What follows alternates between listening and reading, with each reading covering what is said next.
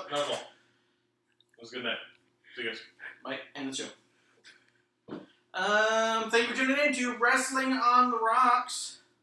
Let's see what we can do about that. We got Clump, as always, shaped as advertised. Yep. Like that of Clump. Like a parrot, but rotten. Pair of what?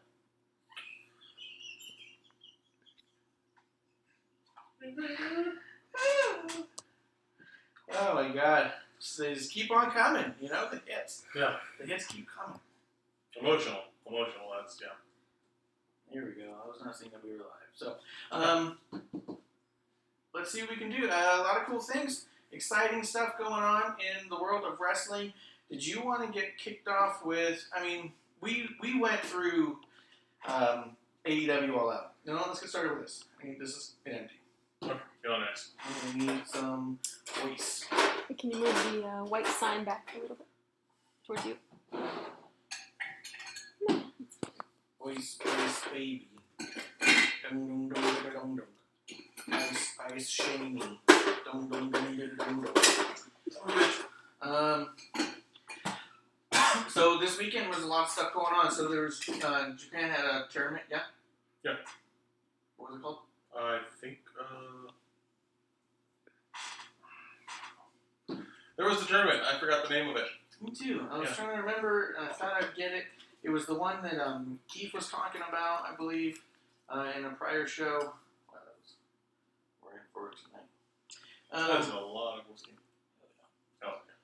Oh, Did you hear anything about the tournament much? not too much, really. I mean, I this saw weekend a really little got bit of, dominated by Suzuki. I saw a couple snippets of Suzuki. That's all I saw from this weekend. I think AEW and WWE really dominated the weekend. I think so too. I absolutely think that. I think so. We did do a watch along with AEW's All Out. So maybe we'll just talk about some of the AEW news on the bottom side of the show, and we'll go through the WWE stuff.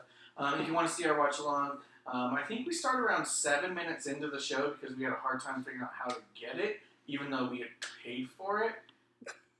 Whatever. Kinks, you know, whatever. But there's a lot of reaction and review happening live in that video. If you do have any specific questions, anything you definitely want us to talk about, we'll get to those at the end. We'll take all those questions after we get through Raw and SmackDown. TV Poker. TV Poker says I look like Bailey but prettier. Wait, is that me or Clump? Because Clump's got quite the ponytail today. Yeah. Stackhouse, it's a dookie rope of namers. Yeah. That's so your hair. Yeah. Now, the only bummer is we don't have a third today, but I made 2 of those ponytails with that band. It's like, you're ready, man. We were going to do a whole thing. But Look at him. If I can get it in my mouth, I'm going to be so fucking happy by the end of the show. Get it? Get it? Yes! Yes! Lick it! He said Lick both, it! Son of a bitch. both of you. Yeah, TV Poker is both of us. Yeah, dude, in TV Poker, we're ready. Hey, Siri, play.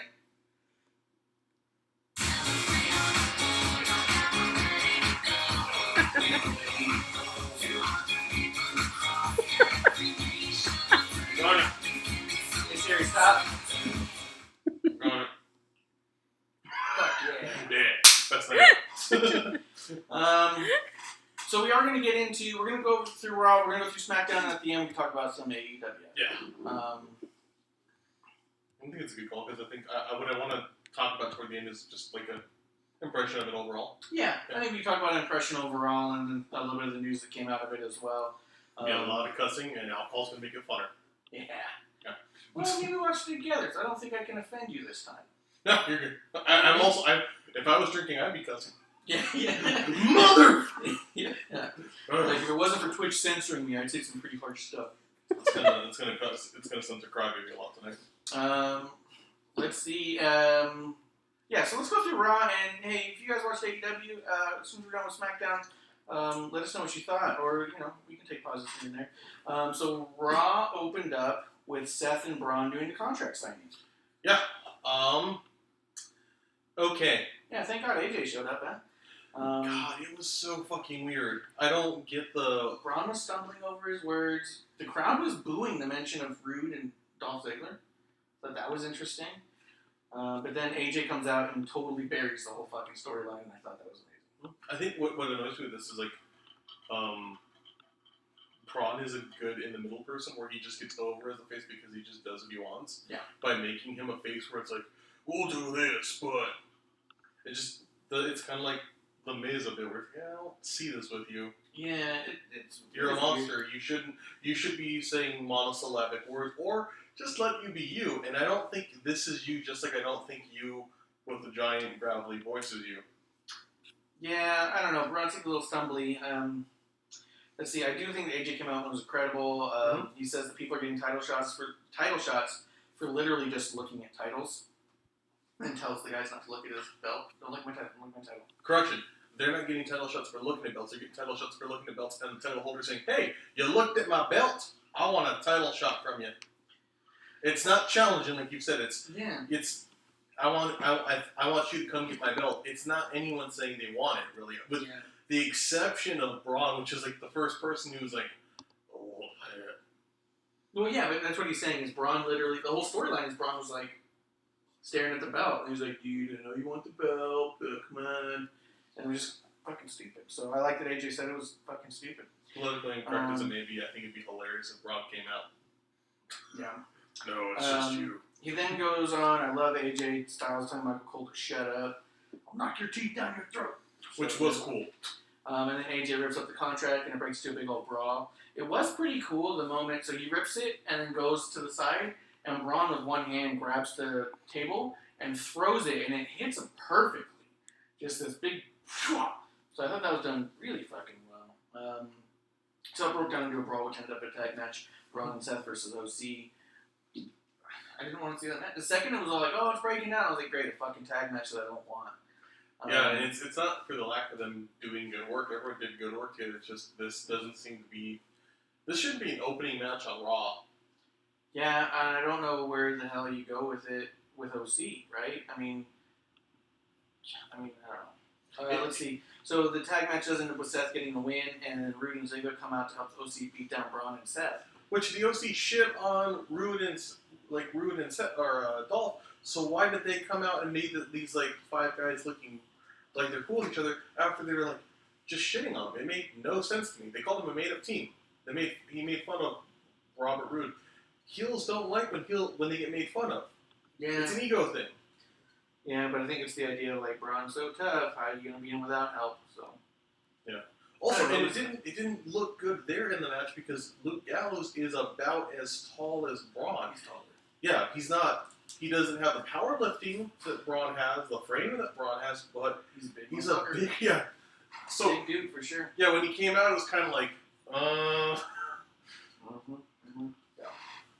So I was ready for that to move on. I wasn't really excited about it at all. I thought AJ and Club were the best part, and they're being utilized as enhancement talent right now. And I don't know. I wonder. I wonder if the OC's title reign was like, hey guys, please don't leave. But we haven't really heard that they've actually signed contracts. I mean, all we heard was that they have a title now, so therefore they probably signed contracts. But they never came out and said they signed contracts. No one has said they signed contracts. I mean, I'll say I think a couple people we've heard the rumors here and there of wanting to leave, or that the way they've been utilized. Yeah, they've been on TV more. Like we talked about the Rebel, they've been on TV more, but it's been so inconsistent with it. I could see it moved either way. Right now, the club's getting their time on TV, and hopefully that maintains. But I hope it's not like the Revival, because the Revival has these weird ebbs and flows. Where on TV, they always put on work, but then they disappear. Yeah, but I think that they're also different points in their career. I think that Club isn't concerned about getting TV time; they're concerned about having fun. I just don't know if they're having fun there anymore. Fair. You know what I mean? And Revival is concerned about getting TV time. They are concerned about being seen because they don't have the career longevity that OC's had yet. So I think they need the money, they need the TV time, they need that reputation, where OC came in with a giant reputation and then nothing really happened with it, and yet they're still beloved. So I think they know that, hey, we can go and still continue what we want to do that's going to be fun, as opposed to just being on TV. So I just don't know. I don't know if they'll stay. Speaking of longevity, you know what's crazy is that Luke Gallows is the youngest person in that ring by a lot. Yeah. He's like kid. Yeah, he's like 32, 33, right? Yeah, the rest more like 50. Yeah. Well, Braun's pretty young, I thought. 35? Is he? Yeah. I thought he was like late 20s. That'd be upsetting. I was pretty sure. Let's see. After that, we get Cedric Alexander doing backstage interview, which got interrupted by the OC jumping him for no real good reason. I think it was to explain his loss. Then we get Rude and DZ versus the Major Bros. Rude wins in an okay match. This is kind of how the Raw felt. Just kind of like going through motions with some of the stuff. Yeah. We got Lacey versus Natty. That was a pretty solid match. I like Natty coming out and interrupting the intro. Yeah. I like that. I thought that looked cool. I think Natty has done very good lately in the ring, and her promos haven't been there, but we need to. I want to see investment to make her a figure. Like, she is an important part of this division. She is a good worker.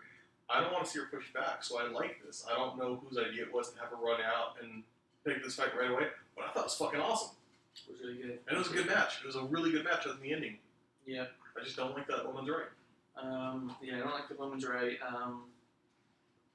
Lacey was trying out a few new things that didn't make a whole lot of sense. Like, she was holding up Natty's head when she went for a pin. She goes for a pin, and while she's pinning there, she just holds up Natty's head. She just pulls up her head, so she's like this.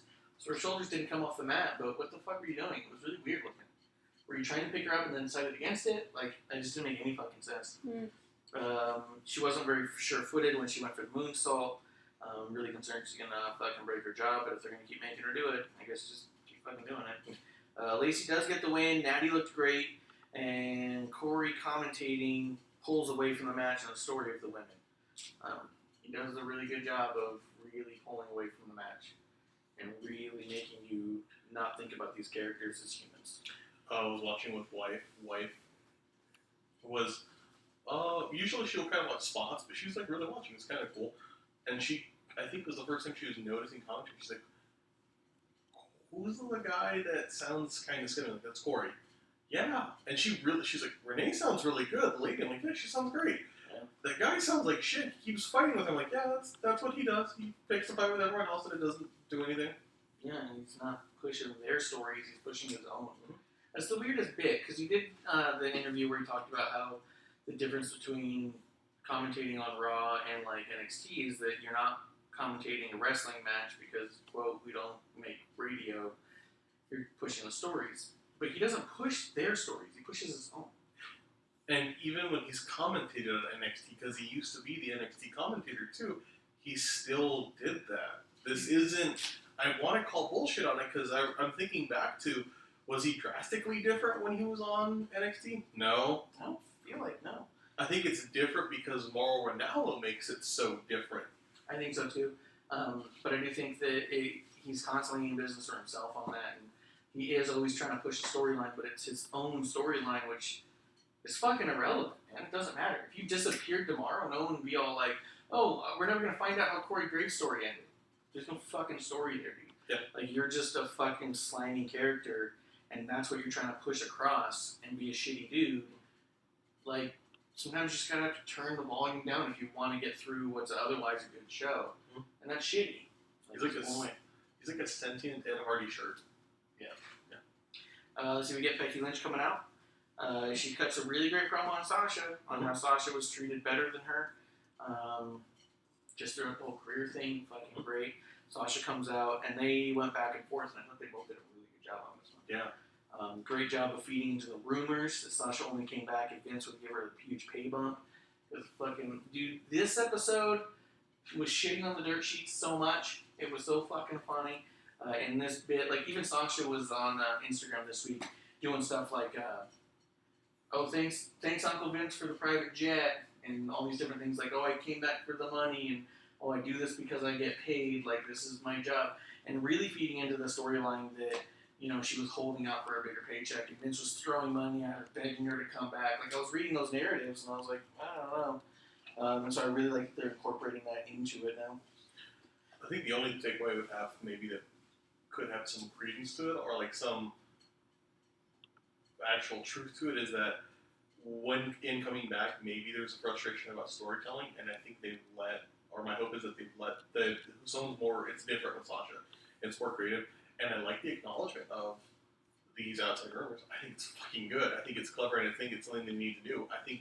Oh yeah, and I think it's brilliant because what's going on now is dirt sheets are saying like Sasha Banks confirms she came back for the money.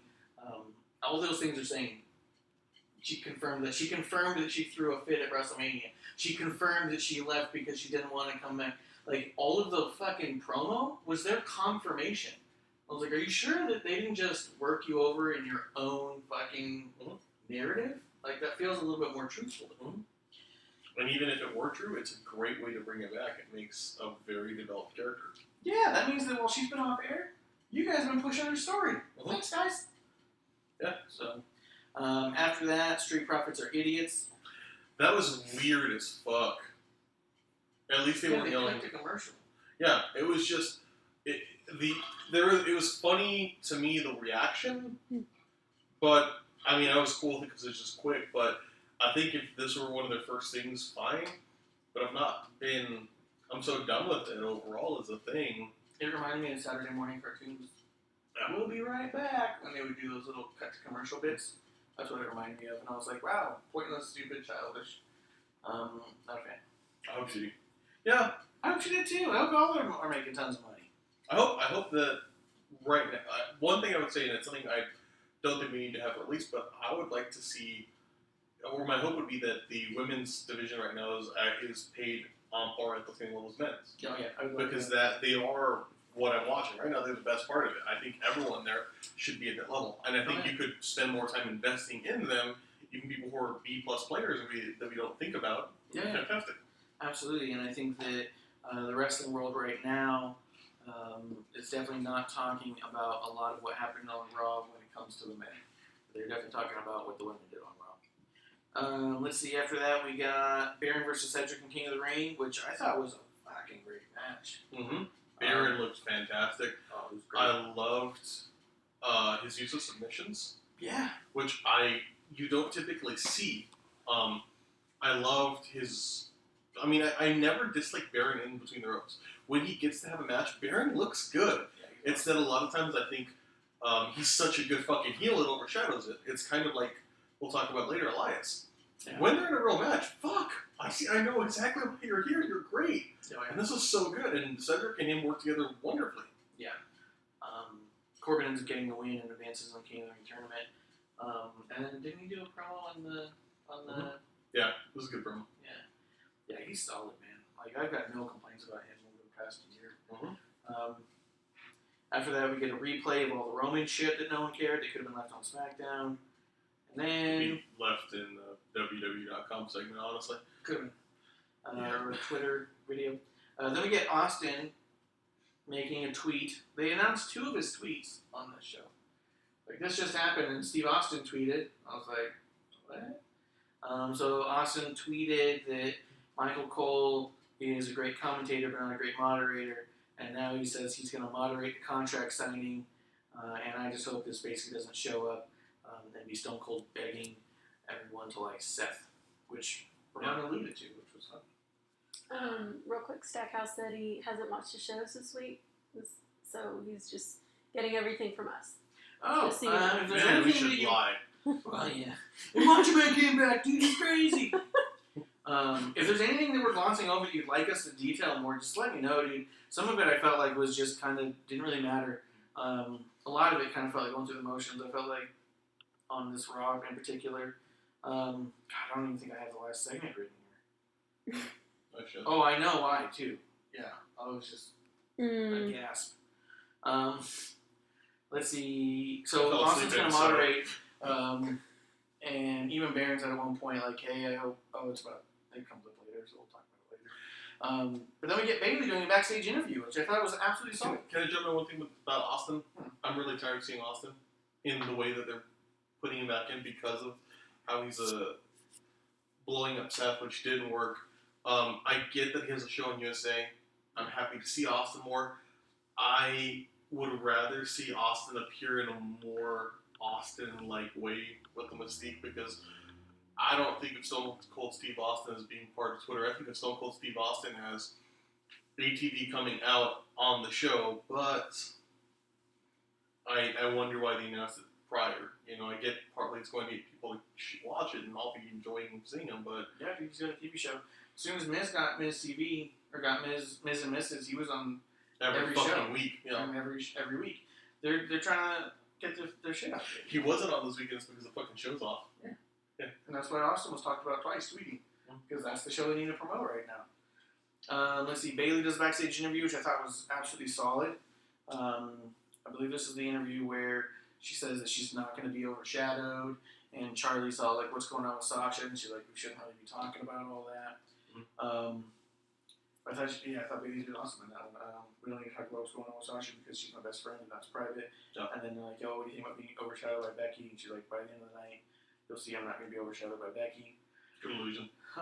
Yeah, it was great. Then we get Viking Raiders versus Jobbers. Jobbers got a promo. Which was kind of cool. And it was a good promo. They did a good job. It was weird. I'm okay with the Jobbers. I think if you're going to do this, is it like trying to add this middle ground where if we're going to have them just destroy people, at least make them look like they're confident in what they're doing? Yeah, maybe. Yeah. I thought it was this. I thought it was leading into getting to know the Jobbers a little bit because I really felt like, because of the tag team turmoil last week, the OC is going to come out and cost the Viking Raiders the match and they're going to lose to Jobbers and be even more pissed at the OC. So I thought it was establishing the Jobber characters. Wow, that's a better idea than what happened. Yeah. I was like, this is going to be good. This is going to be good. And I was like, really excited, and then it didn't happen. Again, WWE, we got ideas. Yeah. For free. If you pay me $50,000 a year, I'll write you scripts. Yeah. Or just subscribe and follow us. You heard it here first. Actually, no, $50,000 a year. Yeah, I can make it work. Yeah. Let's see. So the Jobbers ended up losing the match, surprisingly. I really wanted OC to come out and cost them the match. Yeah, that's way better. After that, Sasha gets interviewed by the new little blonde interviewer. I don't remember her name. She's only been on there a couple weeks now. And then Sasha just yells at her. Yeah. And then she runs into a wall trying to get away. Yeah, that was so good. Really good. Can we give? I don't know any of these interviewers, so I'm just gonna name them myself. So we'll call her Reginald. Oh shit! This got messed up. I put the Sasha interview thing, and then all the stuff I wrote about the Viking Raiders is after that. It says would have liked OC making them take a loss to the Jobbers. And nothing to do with Sasha, so I was so confused. So I was like, Sasha isn't a part of the OC. Yeah, different places. Not yet. Let's see. After that, we got Joe versus Ricochet, which was an incredible match. Yeah. They ended in both the guys getting the 3 count. So, what did you think of his ending? They both kind of do a move on each other, and then they lay down with the arms over each other, and they 1, 2, and 3. Both their shoulders are down, but they're both pinning them. That part doesn't bother me. I was a little bit confused and perturbed about John Cohen going over to the ring announcer and be like, give me a sec. What do you want me to do? I'll take you to advisement. I don't know. I'll take you to advisement. I don't know what to do. And then he walks to the back. I was like, what? You're a senior official. You think you know what to do. Mm-hmm. I mean, half the time they just go restart the match. Maybe that's not what you want to do. Maybe, hey, you understand this is a tournament and rules are different in a tournament. Do they both get a bye, or do they both get disqualified and Baron gets a bye? There's different things I understand he's got to go through, but when they say, hey, the official's ruling is final, you think that means that the official would have a final ruling. Mm-hmm. So it was a little weird. If you're going to do that, I would almost rather have an authority figure walk out like Vince did at the Royal Rumble that one year and just be like, this is what's happening. Or get mad, come out and go over here and grab the referee and take him to the back and be like, what do you mean? Just yelling at him. So it's like, Vince is going to put a fucking squash to this. But no, it was just this weird, referee's in charge and he doesn't know what to do. I was like, what? It just felt weird. I think the reason they did it is they don't want either Ricochet or Joe to lose right now. They want him to get further in this. I think it's because they want to solidify Ricochet as coming over incredible odds. I think he's going to beat Baron Corbin. Or Baron Corbin's going to go against Gable for the end. I think Gable probably will. Well, didn't they announce it's going to be a triple threat or it's going to be Joe? I think it's going to be Corbin winning, and it's a way that Joe and Ricochet both look equal, and Corbin can that win doesn't help the either look one of like. them. It doesn't, but Corbin's one of those people where if Luke wins because he's such a designed heel, it doesn't knock people back too bad in my eyes if they lose to Corbin. Yeah, but Like, Corbin doesn't need the win as much as Ricochet does. Ricochet's got nothing to do, nowhere to go, and Corbin's already your top heel, dude. You want to boost, end up Corbin. Yeah. Like, there's nothing more to build with Corbin except storylines off of him. Yeah. Ricochet really, he's getting cheers, but he's floundering. What the fuck are they doing with him? Well, I wonder if he wins it. Do they call him King Ricochet and then worry about the lawsuits? Or what do you mean? Yeah. Also, Stackhouse, yes. I just realized pretty much everyone backstage right now in that gorilla position is someone who's torn their quads on TV. Yeah, any one of them could come out, grab the ref, and tear their quads, and it would make sense. Yeah. Oh, trips, not again. God damn it. Vince. It was an incredible matchup, and they are going to do a triple threat. Let's see, they do a dumb segment with Seth and Braun. Yeah. About the contract signing, and Braun's like, I saw Stone Cold out here begging everyone to fucking love you, and that was stupid. I'd love if he said those exact words, because that would be more of a Braun thing to say. Yeah. Misty, did you check out our live reaction show? We did the live watch along with AEW. Were you in on it? We should do it. Let's see. I feel I missed something with the hair things, but yes, Stackhouse. Or Bailey, champ. Or Bailey. Yeah, we got Bailey's thing. It even says Bailey on our headbands. Because there ain't no stopping us now. Mm-hmm. Oh, you said he was lurking. Good, man. Yeah. Yeah, if you had fun with it, you were one of the reasons why we went ahead and did it. We said we've been asked a couple times. Let's see. After the dumb Seth and Braun segment, because I do want to get through Raw so we can talk about SmackDown and what else is going on. What they said, it was great.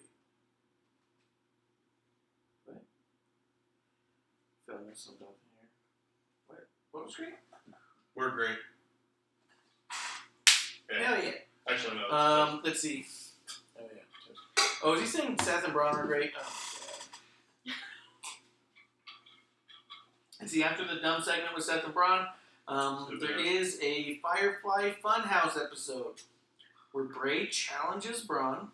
Oh, he said he liked the watch along. Oh, he's saying more what they said. Do more watch alongs. Okay, I gotcha. Yeah, out of curiosity, if we did one for the WWE pay-per-views, do you think people would tune in? Just because I know that I feel like part of the reason we got a lot of viewers come through on AEW was because people didn't want to pay the money to watch it. So I thought maybe if they heard people talking about it, they might get the same feel, which was cool for us. You know, yeah. I don't mind. We even did some play-by-play for a little bit. Yeah. But he said probably on the WWE one. I think it'd be worth doing. I think for the big ones at least, like the big ones. I think whenever we're free, I think it'd be cool. Let's see, because it was a lot more fun than I anticipated. I'm going to be honest with you. We were doing it, we were setting up, we're all like, I don't know, this could fall flat as hell. And it ended up being a lot of fun. So I want to happy. Oh, yeah. Macy says other people get ton of views for WWE watch-alongs. I guess I didn't consider that. You know, the funny thing is we didn't think very many people did watch-alongs, and then when we couldn't find WWE's buy-in, we actually tuned into someone else's to see how they were watching it, and someone in the comments told us, and I went and we put it on. Yeah. So it was someone else's watch-along that allowed us to go and watch it. Yeah. Thank you. It was What Culture, right? Yes. Thank you, What Culture, for helping us figure out how to watch the event you were also watching. Yes. One day we hope to be bigger than you and crush you all. You're physically large. Yes. I am larger. Well, no, they have one guy in their thing that's pretty fucking huge. Pretty big dude. Yeah, his name's King Ross. King Ross, I challenge you. I know nobody else probably watches this, but... To a slap fight. Yeah! Hell yeah. Let's see. We get the Firefly Funhouse. Bray challenges Braun or Seth to Hell in the Cell. I didn't read the tweet. Did you read the tweet? Because I think this was in reference to a tweet. Because he was all like... Because the boss comes out and says, you can't just go around challenging Braun or Seth. And this wasn't something he had said previously in the episode. So it was one of those, like, super inside things. And I was like, I feel like I should have read all his Twitter before I came in here. Well, you have to go back so far, because he's referencing stuff from, like, 4 fucking years ago. Yeah, and that's what I'm thinking, too, is that some of that stuff, like, I think he's been challenging a lot of people, actually. So let me see if I can find it real quick, but... You have to be like a cryptozoologist to understand this. Yeah, half of it. Well, and then people say stuff on this thing, and he responds like, yeah, I'll be up. You Firefly Funhouse, Fiend, My Beloved, Patty's Home, Jerry Lawler. Yep, nope, don't see anything. So I don't know what he's talking about, but it does say, hey, you can't just go challenging one or the other. So I thought was also weird, because does that mean he's effectively challenging the winner of Clash of Champions? I think so, but he's challenging to Hell in a Cell. And then, yeah, WWE slamming Dave Meltzer. Wait, slamming Dave Meltzer into a hole? Are you just talking about like the way that they were talking shit about him? Because I love this episode because of that. Oh, it's a-hole. Dude, literally a-hole got censored. Like a censored censorship.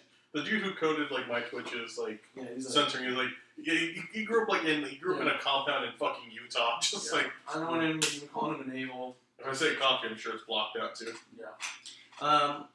Yeah. So then the boss says you can't do that, and Bray's like, but wait, look what I'm making, and pulls out a bunch of money, literally feeds it to the puppet, and then he goes, all right, do whatever you want, and like heads out, which was just totally fucking burying the dirt sheets for what they say all the time.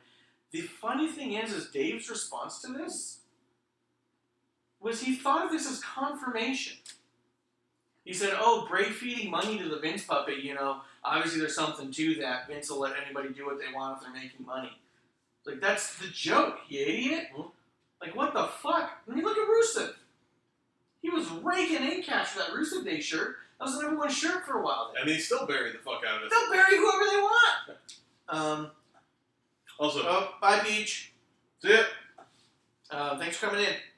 But yeah, so it was weird that Dave even fell for it more. Confirmation, again, from him. Yeah. Dave's a unique person. Yeah. Don't you want to get a signature like Starcast one day? Nope. No? I had the opportunity, and I said no. I love how principled you are. Whereas I'd be like, ooh, there's someone I know. I want to get a signature. And you're just like, no, fuck that. Nope. Not at all. I would get a signature from fucking Virgil. I'd consider it. Yeah. Definitely refused to even humor the idea of Sean Spears. I had the opportunity there. Oh, I'm going to get you a signed ref shirt one day from Sean Spears. He's never a ref. No, I'm just going to get like something you like with him on it, like a combination of things. Where I'll have signatures for people you like on, like Cody, and then Sean Spears. Yeah, I got What's that scribble over there? I don't know. Put it on. I made sure Sean signed it bigger. Yeah, huge. But I thought that Firefly Funhouse segment was awesome. If you haven't seen the Stackhouse, go on to YouTube. I'm sure you can find it. It was great. He feeds some money, and then he do what he wants, and then he says, Braun or Seth, I'll see you in hell. And he's like, let me in, and bye-bye. It was really well done. Obviously, that's what they do now. But I do think, it was burying Dave Meltzer. Between that and Sasha Banks, I was like, man, they're just letting Dave write their shit, as it were. And it's fucking funny. And then he's so like, oh, see, they confirmed it. Confirmed. I'm like, I don't think that's what happened. Let's see, after that, Corey comes and asks John Cohn, the ref, who advances. Corbin says no one. Ref says it's going to be triple threat next week. That was an okay segment. I thought Corey was kind of dumb in it. Yeah, I mean, again, I think it would have been cooler if we saw them. There are times where you're really tired of authority figures, and you're like, I don't need to see this many McMahons. This would be a cool time for them to come out, because it gives them that mystique of, like, yeah, we are here. It would be important. I'd love to see the old man come out and be like, oh, this is what we're going to do. Mm-hmm. Yeah, that'd be cool. Or even have fucking Heyman do it. Because he's the new executive director. Oh, fuck, that'd be great. How cool would that be if he came out and be like, no, sir. Sean, this will not happen on something as important as King of the Ring.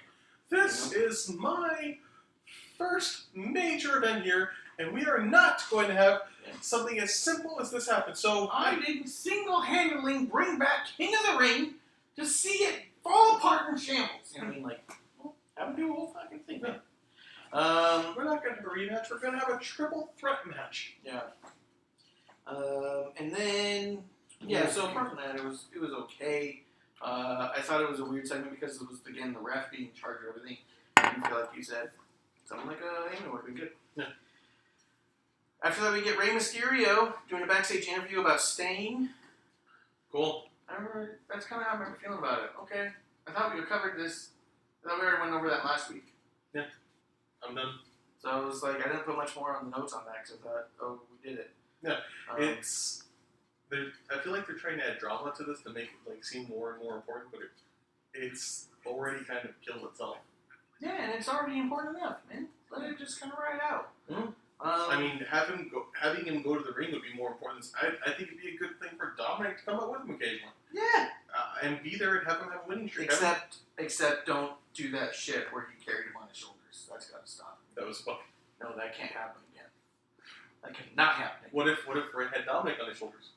That'd be good. Just see him like top headed. Oh Jesus! Oh God. Let's see. We get after that we get Miz versus Cesaro. I thought Miz was okay, but Cesaro was super impressive, and Miz ended up getting the win. I don't know what any of that was for. Is it to lead into the Shinsuke match? Miz is strong. He can beat Cesaro. He can beat Shinsuke. That's what That's the only benefit I can see of it, but I feel like Cesaro should be in the spot. Cesaro needs in. Cesaro should be going for belts. Cesaro never puts on a bad fucking match and always looks fantastic. He's the opposite of Roman. I know you missed NXTUK, but he had a match in there against a mystery person, and it was some little Russian fella. Fucking great. Fucking great, man. Oh yeah. No, Cesaro though, we talk about how Roman sells like a motherfucker and then wins in 3 moves. Yes. Cesaro looks dominant as fuck with everyone. Makes them look good. It's not just like him looking like a badass. He makes them look good too. He sells and does it, and then loses in 3 moves. Yeah, he makes it look like a fucking fight. Mm-hmm. And when he wins, he makes it look like he fucking bested you in the craziest way. And you didn't, it's not your fault. And then when he loses, he makes it look like you fucking barely got that. He also makes, thinking of Cesaro, I think of him similar to like the Young Bucks or the Lucha Brothers. Give me a second. Yep. We talk about spots and the focus on having these moments that look amazing. Don't make me mad. I'm not. I promise you're gonna like this toward the end. He's like, whereas the Young Bucks and the Lucha Brothers and a lot of indie other wrestlers don't. They create these really impressive looking spots, but you can very much see people are working together to make it happen. Yeah. I'm helping you make me look like shit. Cesaro has matches where he has these spots that look amazing, but he doesn't, and his opponents don't do it in a way where it looks like he needs help. Yeah. Like that segment where Cesaro fucking doesn't get the spin, he runs out of the ring, he drop kicks, it's like him, it's the Bar versus Gallows and Anderson versus the New Day, and he basically steamrolled every fucking person, then comes back and does the 619 and the spin. And it's this massive move. It takes like a minute, and he literally comes in and goes, yeah. At no point, though, did it look like he needed help, and everyone was in the right spots. Yeah. I think Cesaro, if I were to compare him to someone more accurately, it's Kenny Omega. Because when we talk about Kenny Omega doing spots and looking very much more fluid with a lot of people he works with, that's Cesaro.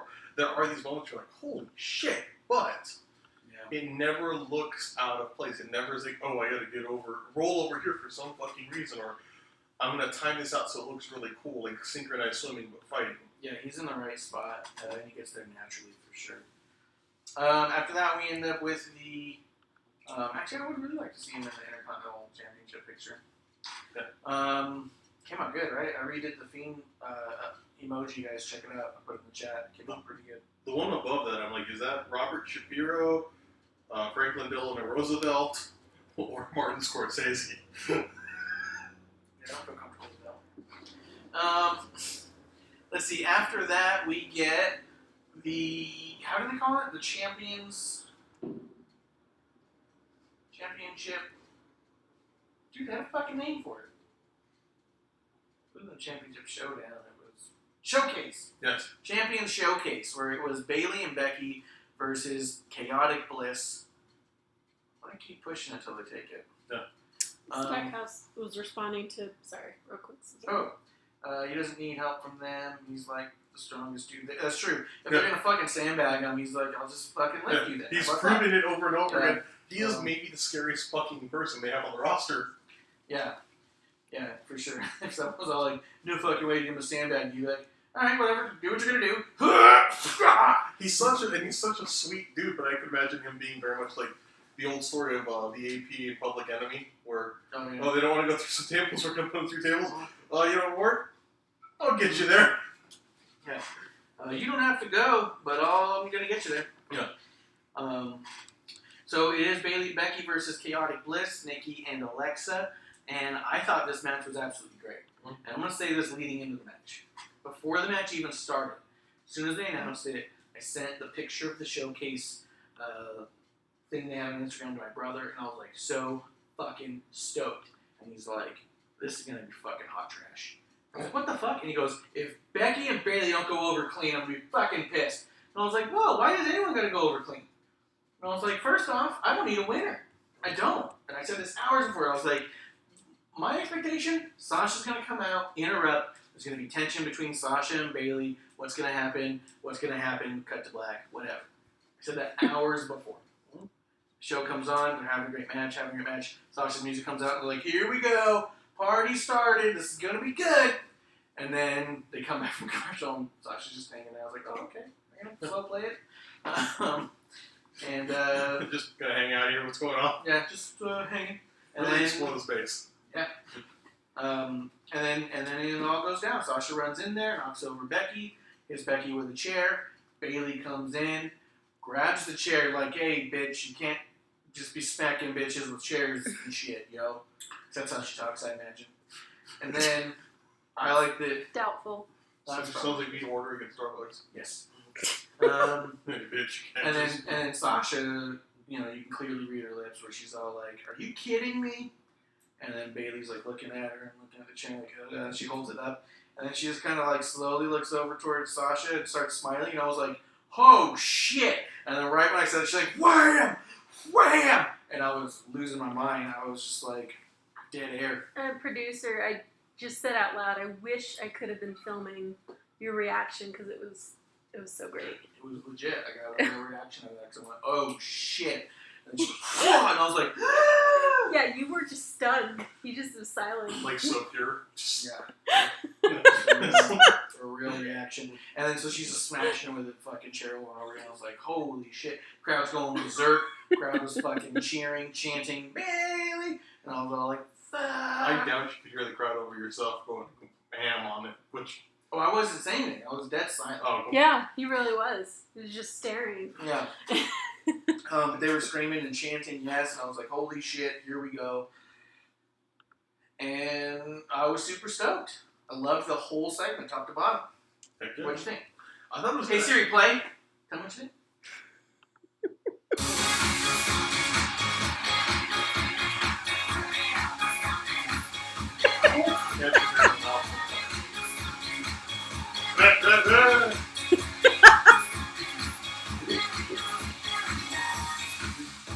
Great listen to me catching that hair one off. Hey Siri, stop. Oh god, that.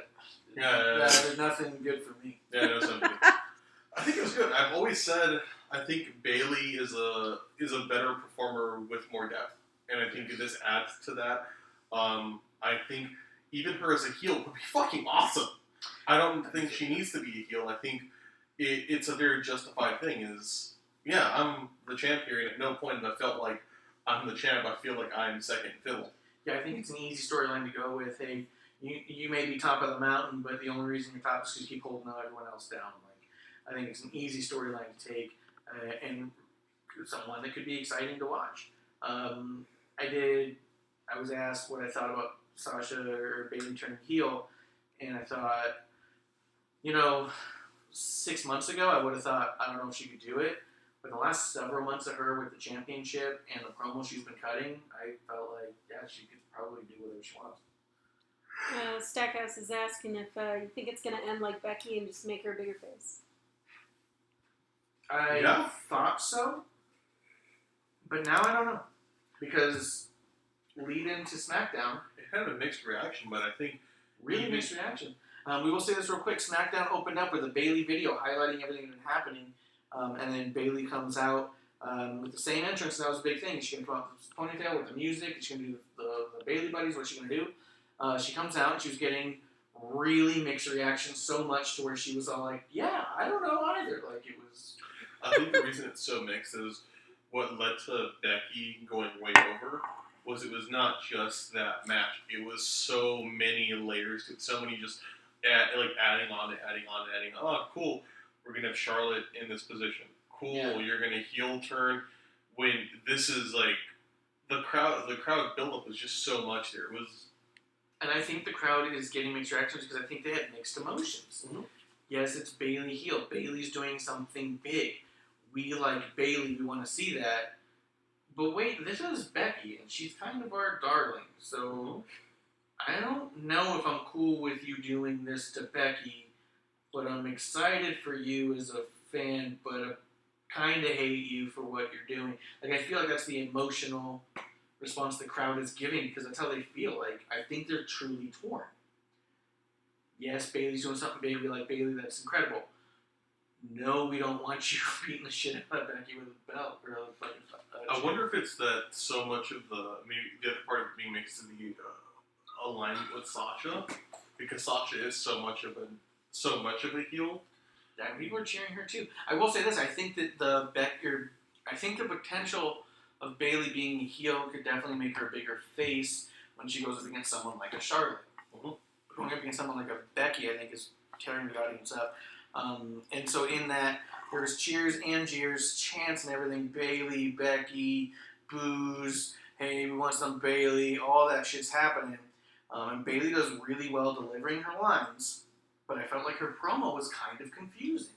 Here she was doing a real face-like explanation of super heel antics. Mm-hmm. She's going out there trying to say, like, hey guys, I'm still a good guy. That was me just being loyal to my friend. Of course I have to be loyal to my friend. She's my best friend. Why would I not defend her? And she's got this beef. And like, but you did some heelish shit, and it was a really weird presentation of not that I was slighted or that I got a problem with you. It was, I'm a loyal best friend, and I want to make this championship mean something, and I want to get back to the fans, and I want to make little girls smile and hug. And it felt really weird. And I think that the audience also got confused by that, because I know I sure as fuck did. Yeah, it was odd. You know what it reminded me of was SummerSlam last year when Becky lost to Charlotte in the triple threat with Carmella. And so she texts Charlotte, the crowd goes fucking berserk for her. And then the next night on Raw, she comes out, or I think it was actually on SmackDown 2 nights later, but she comes out and she's all like, you guys were cheering for Charlotte and booing at me, and the crowd was like, no, that's not what happened. And they're like she's like, you're booing us, and they're like, boo, that's not true. And it was like, and then you guys just support Charlotte, and they're like, Becky, and they're going berserk, having the opposite reaction, because this is the same exact crowd that was there, because that's how those big weekends happen. And they're like, what are you talking about? And even the video package cut out all the cheers and put boos in its place. And they were trying to rewrite the reaction of people. Mm-hmm. And it came off really weird. Like, your explanation doesn't fit what happened. I feel like Bayley was in a very similar point where she was explaining this really well. And the content was very, very weird. The delivery and the lines were fine. Mm-hmm. Like, great way to explain that in a sense. Real weird way to talk your way out of what happened. You know what I mean? No, absolutely. So it gets me to a point where, honestly, with that storyline, then Charlotte comes out and starts talking a load of shit. I was worried it was going to be Charlotte coming out as a face. Start creating Charlotte as a face, and I was like, no. I think her face turn is going to be at Clash of Champions. Oh, God. Because it's in Charlotte. And I think if you have Bayley do some real dastardly shit, you're going to get people... I think you could put Bayley over.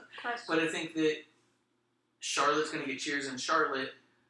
If you have Bayley do some real dastardly shit, you can get the boos that night and the sympathy for Charlotte. Yeah. Producer? Heel or face, do we care to see Charlotte at all? Thank you. I was going to say, I think the biggest thing Charlotte needs is time away. Honestly, because I feel like, I think of it like, as a heel, she's great.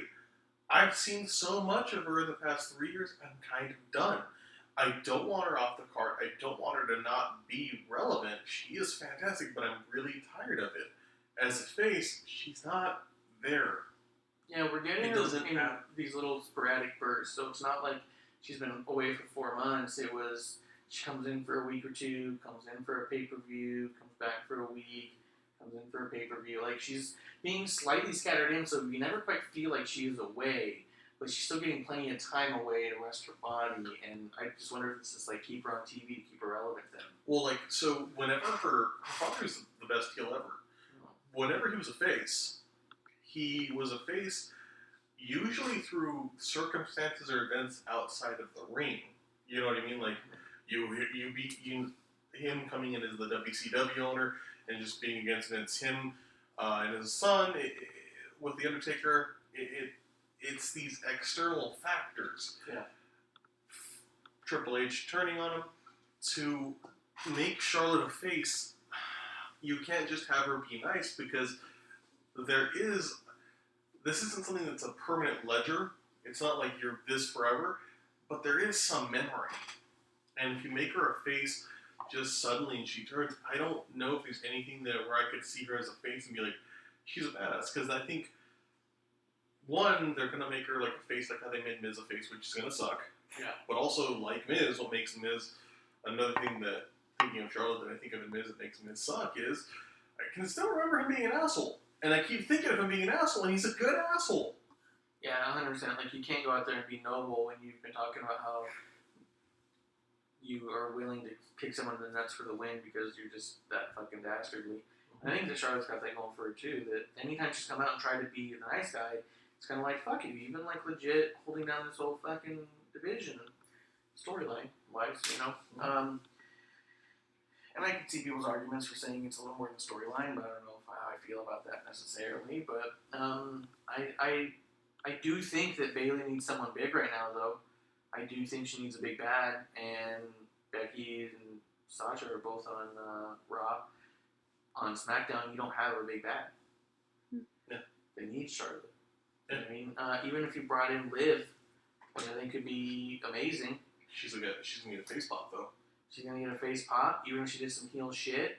I do think that it's gonna take a little bit more to build her. I think one of the big reasons we had such a problem with Lacey was the build was so fucking trash, and she was in the ring so quick. You know what I mean? Like, it was months of her just walking back and forth and no one knowing or giving a shit, and then all of a sudden it's like, okay, now she's established. It's like, no, she fucking wasn't. Like, she just all of a sudden there on the top of the card for 4 months. So it's like, You could make Mandy and Sonya both big bads. you could make someone that, but no one is that. And so you have to go through the hassle of making someone that, where you bring in Charlotte, who's already that. But it goes back to, I've seen so much, like personally, and I wonder how many other people feel this way. I've seen so much of her that But you won't mind if she loses. I would be apathetic. I wouldn't say I wouldn't mind. I wouldn't give a fuck. If she lost, Yeah, you would either feel way. nice that Bayley beat the shit out of Charlotte. Honestly, yeah, dude. Yeah, and that's a good thing. But I mean, not in the sense of like, I'd be happy for the Bayley part of it, but I would. This could be anyone. That's the thing. But it couldn't. Bayley beating Charlotte is bigger than Bayley beating Sarah Logan from a character perspective. Bayley's beaten Charlotte before for the title, but that was fucking 2 years ago. Yeah. So I get you. I for the fate for the if you pop want for to sure. establish Bayley as a dominant champion, she can't just be going through Ember Moon and the Iconics. She's got to go through someone who's fucking maybe main evented Wrestle fucking Mania. You could also flip her and make her that heel where she's the big bad for SmackDown. Charlotte could fuck off for a while, which she needs to fuck off for a while. 100%. You got a ton of people on there who could be great, great faces. Get It's big easier pops to from build. that. Yeah. You have Bayley do something dastardly to Charlotte and run her out of town. Fuck yeah! Now you got Bayley being big bad. Come for my title. Fair. Bitches. Okay, that'll work with. But I mean, I guess that's as close as I can think to any kind of storyline with it. Like, it's been tough for me. Ever since yesterday, I've been trying to think, where the fuck do you go with this? Like, it felt like such a weird reaction, especially Charlotte coming out and being like, I'm evil. Fuck y'all. Yeah. It was like, well, shit. Like, what the fuck is Bayley doing now? Like, it was just confusing. But Yeah. I'm excited to see where it goes. There ain't no stopping her now.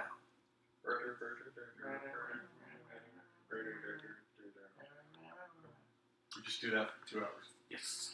After that, we got Ali versus Elias. This is a good ass For match. King of the Ring. Solid fucking match. Yeah. I like Elias putting his guitar up, putting the crown on it. I kind of wanted Ali to win. At least Eli. I wanted Ali to win because I liked Ali here. But as I watched the match, I was like, I haven't seen too much of Elias do matches. Holy shit, Elias is doing really good. So He's great. yeah.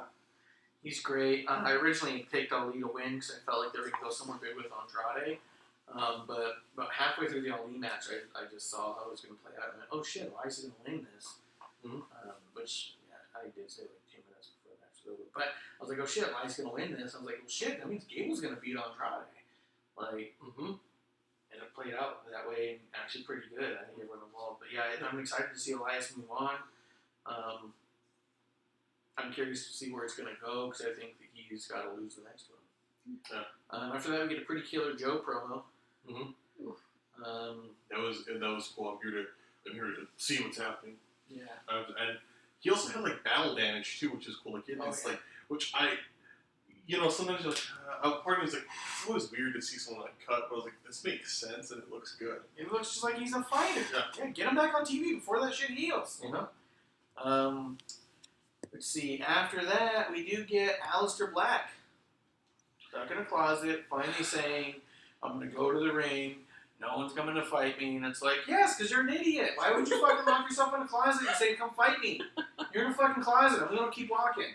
I keep forgetting they're doing this fucking gimmick for him, and every time he comes up, like, fuck, we're still doing this? Yeah. Okay. And also, how fucking goddamn big is this arena? It took him like 45 minutes to get to the ring.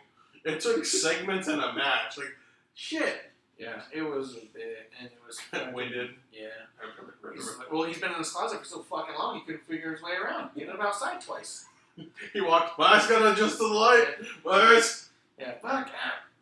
Let's see. And he says he's gonna go to the ring, which I was like, well, fucking finally, get the fuck out of that closet, do something, man. Let's see. Chaotic Bliss versus Fire and Desire. It was a really good match, I thought. Fire and Desire looked pretty good, and their win, I think, solidified them a match at Classic Champions for the title. I think all 4 of them made a good matchup. I think they made good teams. Yeah, no. I do get tired of Fire and Desire. I think but I think it's more just how healed they are.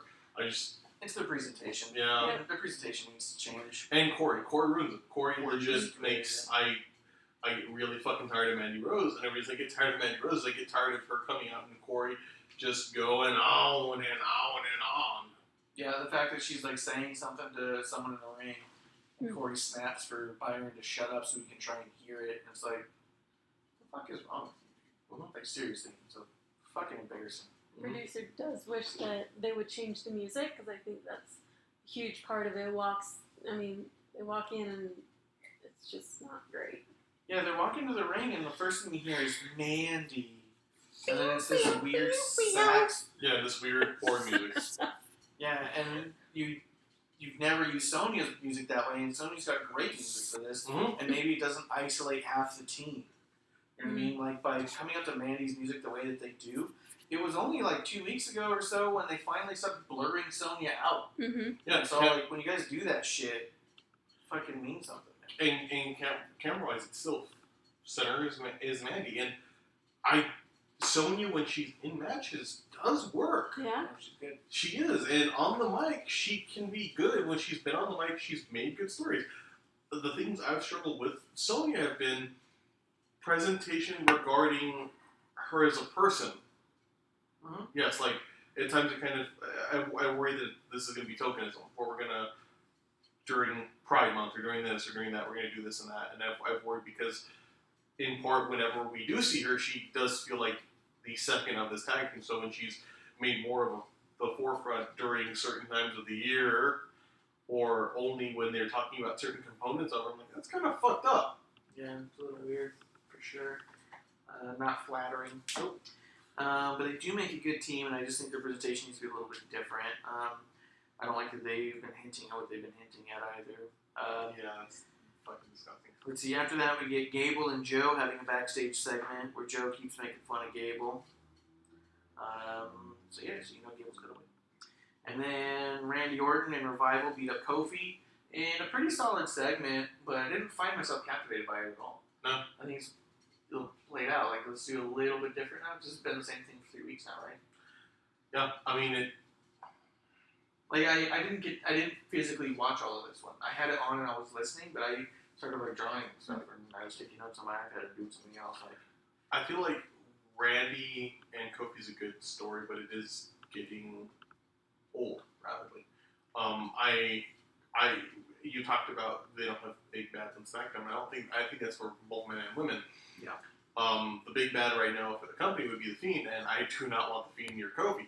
And the reason I don't want the Fiend near Kofi is I want Kofi to have a long reign or a relevant chase, and it could be good, but I think I would worry with that one because of how it would be presented. It'd be so. right. I think the Kofi Randy story is perfectly fine. I think the repetitive 3 segments back to back have been the problem, where it's like, okay, you're just on repeat right now, and it's weird that you feel like you got to exactly where you wanted to be, and now it's like, how do you statically move forward? I will say, going back to the Bray thing, what do you think? Because we didn't talk about it, and I meant to. What do you think about the idea of Bray going against the Universal Champion in Hell in a Cell, potentially a month after Clash of Champions? Yes, I think I would like Bray as a champion. I think that this is a really bad time for Bray to go for this title. I think that best case scenario, he wins it And really early on, and then what? He goes on this crazy, weird, long reign with it? I don't know that I see that happening. I could see something that could be cool if he does win it. He wins it and drops the belt and walks away. He doesn't hold it, and not in the sense of making it That fucking meaningless. title already doesn't mean much. You don't want someone walking away from it now. I think he could, and then we could reestablish it. The reason being is then you could have him coming back and being like the real title holder and being this overwhelming thing. My fear of him winning it would be he wins it, and then the next big pay-per-view we have down the road is Survivor Series, and he loses it at Survivor Series. Survivor Series is typically champion versus champion. You can't lose it. Yeah, true, but you get what I mean is I could see him losing it at a big event and not holding it for long. If he did go into Survivor Series as Universal Champion and did fight someone like a Kofi, here's a match where he could beat Kofi and make Kofi look like, hey, there is a crack in his foundation. He can lose the match barely and solidify the Universal title as a dominant title. Yeah. Much like Brock was doing at the time. But Also, he could be that person who, I'm going to challenge you for the belt, rather than you challenging me, because I could see people not wanting to challenge him. And he could just be this, like, almost like a Sting character where he's present with the belt. Nobody's challenging him, but he's challenging other people. And he could, I think he would be the first, we're going to award you a belt ceremony. That thing would be amazing. Like, I don't think segment. they're doing anything like that. I also think that the only way I see that match going well is if he doesn't go for the title. Like, if you had a non-title match against the Universal Champion, I could see that being terrifying. Yeah. But if he's got a title match, it feels like lose-lose. He wins the title and immediately takes it away from whoever's had it. Does it help Seth or Braun? No. Does Bray need it to bring a draw? No. Bray's got that Undertaker draw power right now. He needs wins. That's the big thing is That's all he needs is a bunch of wins. Maintain power, for sure. Put him up against anybody. But just not a title holder. But I think it's also putting him against people where the storylines can be relevant too. Because I think that's down the line. I think right now, have Stone Cold show up and The Fiend fucking get involved and take down Stone Cold. Have Cena show up and get taken down by Bray. Have legends come in and be taken down by Bray over the course of 6 months, and sprinkle in a match with the real wrestler here and there. But have them going up against these legends to solidify that I'm a dominant motherfucker. I don't care what area you're from or who you are. I'm gonna fucking take you down. You know what I mean? I'm hoping in the contract signing this next one, that's exactly what happens. But I don't need to see him going for the Universal title right now. He's only had one official match. Yeah. You know? And I think that you can establish him as the most frightening character in the history of wrestling. Or you can put him in this title picture for no fucking reason. Sure. And I will say, I think, taking back my view of him dropping the title, because it would make him look dominant, but it would in destroying the title. Yeah, I don't know where to go. I think we have better ideas because I could see things happening. I don't see them doing that though. I don't see a way out. Once you put them in a no DQ match, there's no way out. There has to be a winner. Maybe even so, tickets are going on sale already for the live event here September 29th. The advertised headlining match is Seth versus The Fiend in a street fight. Dude, that's not good. At first, it sounds like, oh, that's going to be incredible. But then it's a house show. It's a house show, but it still can be fucking incredible. But there's no win. You can't have Seth beat the shit out of the Fiend on the way to Hell in a Cell. And you can't have the Fiend going over and it says it's for the title. You can't have the Fiend taking the fucking title off him, and it's a fucking street fight. So there's no DQ. You can't have someone go too far or use something or a fucking. Yeah, there's no way out. You can't do a count out victory. Well, I think also I'd like to see the Fiend at house shows, but I don't want to see the Fiend in matches. I want to see the Fiend appear at house shows. Make it a surprise. Change it up once in a while. He affects other matches. Having him be in a match, okay? And you're right, a street fight. And on a house show, we know house shows are awesome, but they're meaningless in the big scope of it all. For the most part. Most of the time.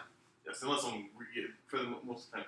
Having this be a street fight there where it has to be a winner, it has to be this thing, that's way down the right line. The reason you do a street fight if you're a face versus someone like this is because it's a no-limit thing where I can beat the shit out of this person. Yeah, there's no way out of this that it doesn't hurt someone. Yeah.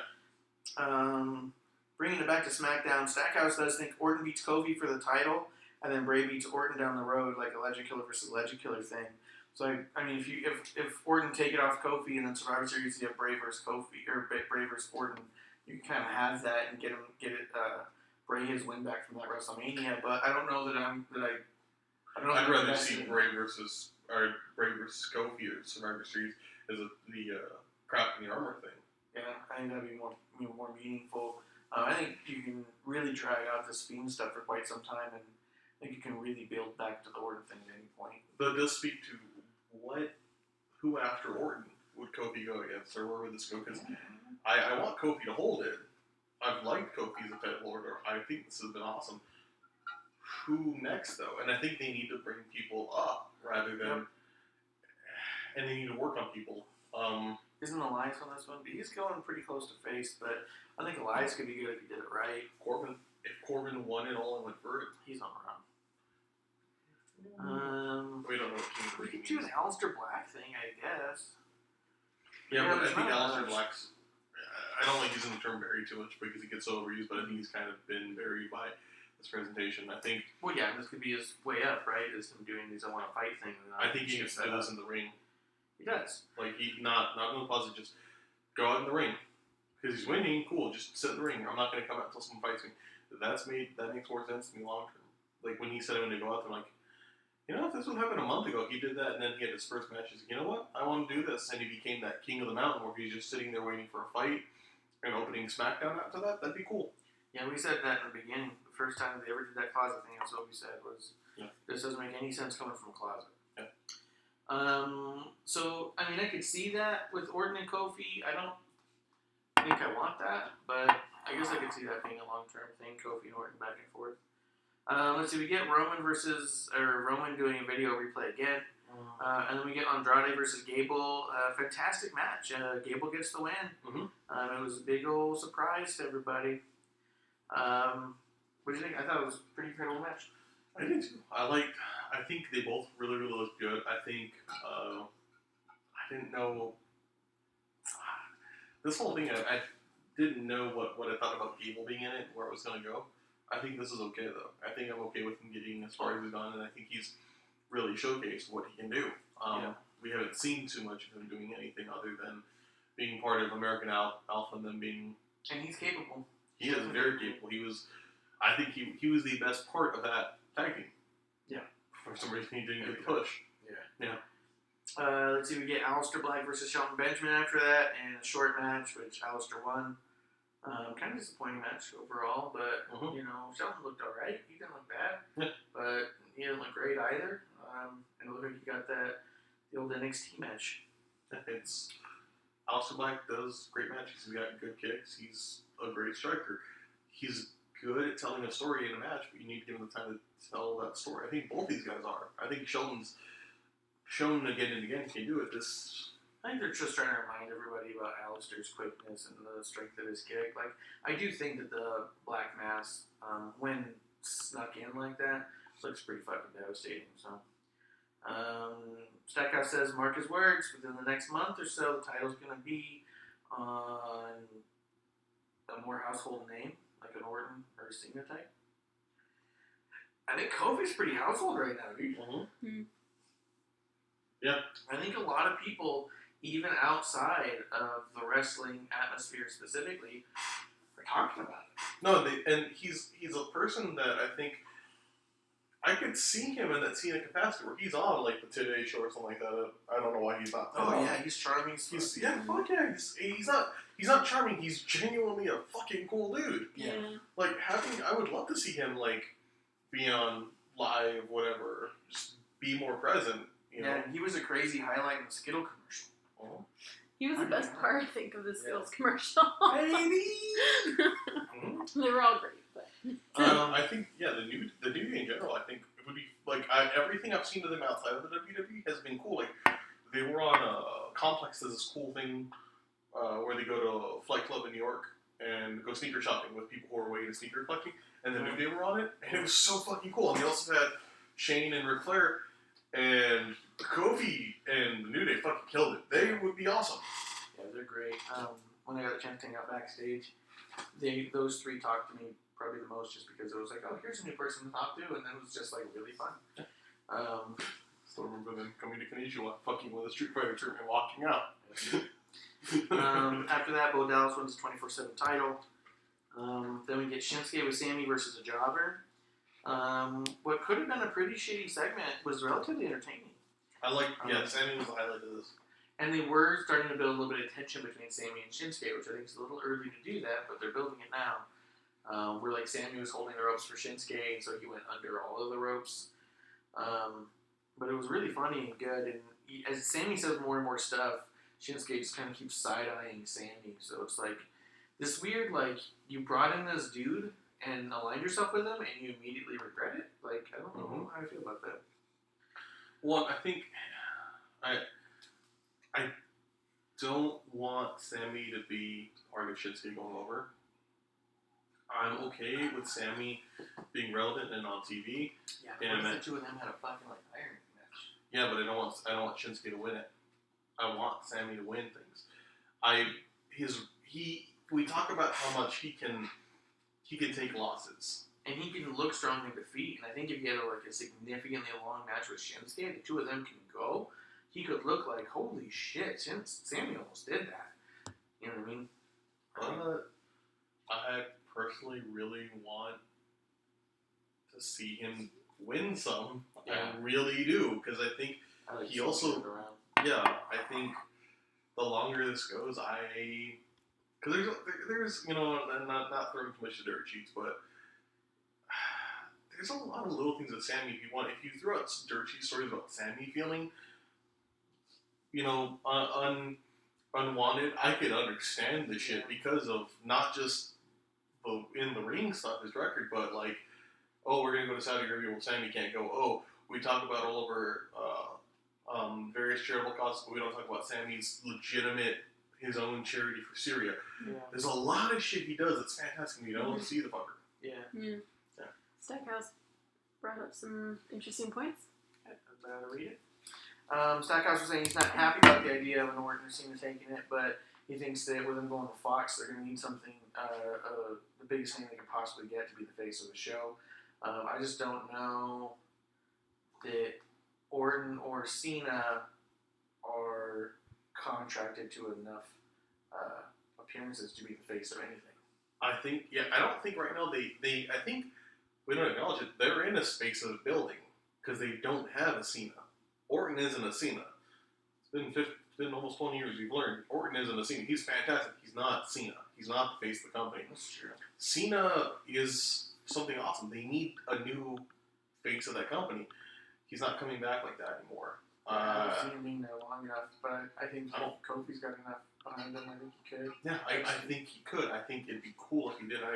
I get this, and I worry about this because I think it speaks to something we're going to talk about with AEW, where I really hope you're wrong, because every part of me wants them to not do something like that for that reason, but I also could see that happening in one of those moments where, fuck, of course you did. For sure. Yeah. Let's see. I don't know where they're going to go with the Sammy Shinsuke thing. But then after that, we get Truth winning the 24/7 title again after Drake got it back. This is just staying a Drake and Truth storyline. I really don't see a payoff at any point. Like, where do you go from here that means anything that matters? It's getting to where it was funny. It's just gags. I don't even feel like this was funny anymore. Yeah, that's the thing. I feel like it's past it. I feel like you've beaten the joke down. Well, I think because it's so oversaturated with people. I really liked the Truth part of it.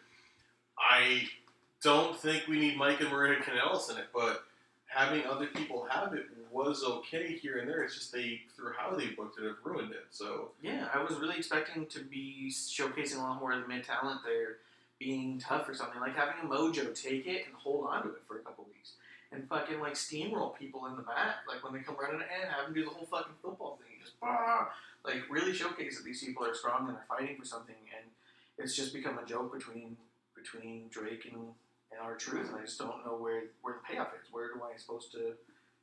What's supposed to happen that I'm supposed to care? Yeah. You know what I mean? Like I to me, it's not even funny anymore. It's someone telling the same joke every week and being like, "Yeah, are you still laughing?" Mm-hmm. Like when a kid says something and everybody laughs, so again the kid says it like 11 times. And like, all right, dude, you said it and it surprised us the first time. That's all. yeah, I feel like it's that, like, the magic that was here and you didn't foster it, so now you're trying to rekindle it, but you don't realize all the magic's gone. Yeah. Yes, Stackhouse, I agree with you 100%. Sammy Zayn situation regarding Saudi Arabia is pretty fucking horrible. Yeah, I feel like all that shit's pretty rough. I get, like, we've talked about the Saudi Arabia thing. This isn't the night to talk about it. How the WWE's going in there, and I'm not the biggest fan of the organization's presence there for a lot of reasons, but I get why. I think though when they don't bring Sammy in and acquiesce to these desires for that, it's kind of fucked up. I get it's a very sensitive topic for that region, but then I think you could also respond by really highlight what he does. If you really are a company that supports your people and supports us, highlight what he does, because what he does is wholly beneficial. It isn't political. It's seen as political because in that region, that civil war has become such a thing. Yeah. Yeah, just highlight what he does. He's trying to get money for medical centers for refugees. That's pretty awesome. Yeah, he's just trying to keep people alive. Yes. Literally. Not based on the ethnic groups there, because he's part of a pretty small group of people. Yeah. Yeah. Let's see. After that, they announced that at Clash of Champions, they're going to have Roman versus Eric Rowan, which I think is a waste of pay-per-view time. Plus, it's not at all in tune with the gimmick of Clash of Champions. Either one of them is a champion, and this isn't for a title, and it's not going towards a title. It's not for number one contendership. It's just Rowan and Roman. Clash of Champions featuring Roman Reigns. Yeah. I don't know what the fucking point is. We have to have Roman on something because Roman's amazing. But I'm cool with it because we're not putting near a belt. I'd rather him just not be on the pay-per-view. No, I no business on it. That makes total sense. I agree with you, but also in the sense of, like, somebody back there really thinks Roman Reigns is the face of this company, and he really isn't. He's I don't understand the point of the match where it's going to go. It's going to be interesting at all. After that, we do get Daniel Bryan and Roman having a back and forth, and you get Eric Rowan coming out and beating up Daniel Bryan and Roman, saying no one's going to control him and no one tells him what to do, and it was weird. It was weird, and I didn't really care. Yeah, I wanted to care because I was like, it's cool to see so much time, but I also, I don't know if it's me being cynical and jaded about WWE. Like, I don't see where this is gonna go. Yeah, I don't see. I think we did such a good job of making me not care leading up to this that I still don't care in it. Like, they really drag this on. Where it's like, oh, the last 5 minutes of every show, and 10 minutes of every show, we're gonna recap the last 5 minutes twice. And it's like you're just really driving home this thing that's the slowest moving storyline you guys have, and not because there wasn't a compelling story to tell, but just because you only have 5 sentences and you're trying to drag it out. Well, I think it's we had this idea written up, and the execution at every point's been so fucking bad. Yeah. The forklift thing was dumb in acting and positioning in Roman Reigns' reaction. The car thing was dumb because, I mean, just every part it's always taking me out. Little things take me out of this, and it's so many parts that I try and get myself back in, and I can't. It started with Roman Reigns is coming up in a 8-year-old Chevy. Yeah. That isn't a rental car. But okay, so that he gets hit from the wrong side because they have to do that. Which why even do a car angle at this point? Why not just have Joe coming out, Roman's pulling up, and the car get hit with Roman not fucking getting out of the car? You get what I mean? Why? And then have the airbags already deployed because they go baggy almost immediately, so it can then look really bad. Why have this long investigation? The best part of it was fucking Buddy Murphy. It highlighted him, and he's done great. But it's almost like a bad episode of like a weird surreal show, like a bad episode of Twin Peaks. You know what I mean? When they have these oh cool, we're gonna put a lookalike of Rowan. You know? Yeah, everything they did from the beginning to the end, every single segment had something in it that just seemed silly and dumb. They haven't done anything that's kind of led me to believe that this is something I should care about. And so this Rowan and Roman payoff doesn't feel like much of a payoff. It feels just more like wasted time. Stackhouse comments. Yeah, Stackhouse says that he doesn't think the company's standing by their people. You can only say they are, but they're not progressing anything. I can see the argument for sure. I can see the argument. I don't know if I buy into the idea that they have push this to. forward, though. Yeah, you're leaning on it real hard. Yeah, you moved the whole thing up, so I was trying to readjust. Yeah. I think that as much as we want to say that ultimately, when you really look at the Sammy organization, it's not political. There's a lot of political overtones there, and they're already in shaky ground, just being in Saudi Arabia and trying to break down that communication. I think it's a business trying to make sure that they have longevity, and I think they're trying to stay out of political stuff even when they're in something that's semi-political. I don't know if that means that they're shitting on their people. I don't know, maybe they cut a big check to Sammy behind their backs. They do shit like that all the time. Possible. I mean, I think part of it, why this to me, it's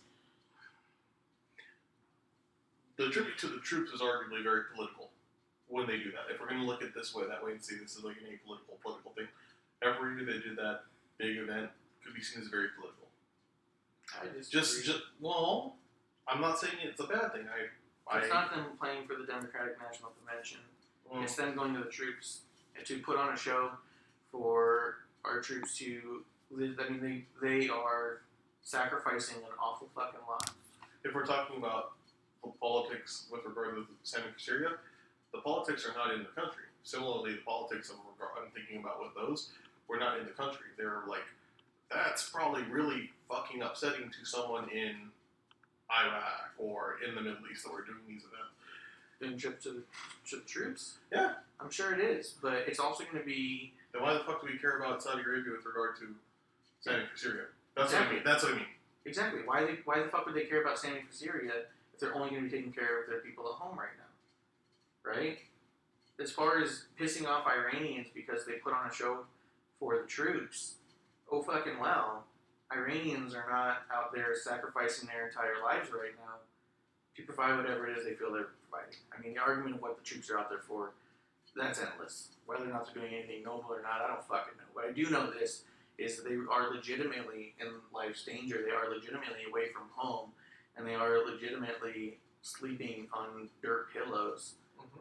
because they believe what they're doing is the right thing to do for their country. So putting on a free show for them doesn't piss me off. Well, And if another country is pissed off that you put on a free show for them, go fucking wild. Captain Salt. I'm not knocking the troops in what I'm saying. I'm saying it's not political because of that. Because that's what it is. It's people at home doing this thing.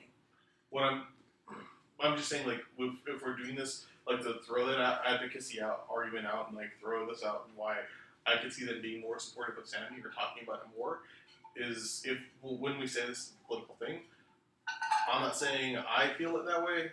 I'm not saying you see it that way. I'm saying that could be seen similar. Like, I don't see Sammy going. I don't see they should be acquiescing and not having Sammy go there. Right?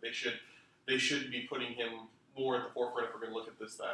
And Saudi, the only reason he doesn't go is because they're literally concerned for his safety, which that's to me a good reason to not go. Is it shitty that you're out there anyways when there's somebody you have on the roster who could be in danger because you're just in a physical place? Yeah, but they're going to protect that person.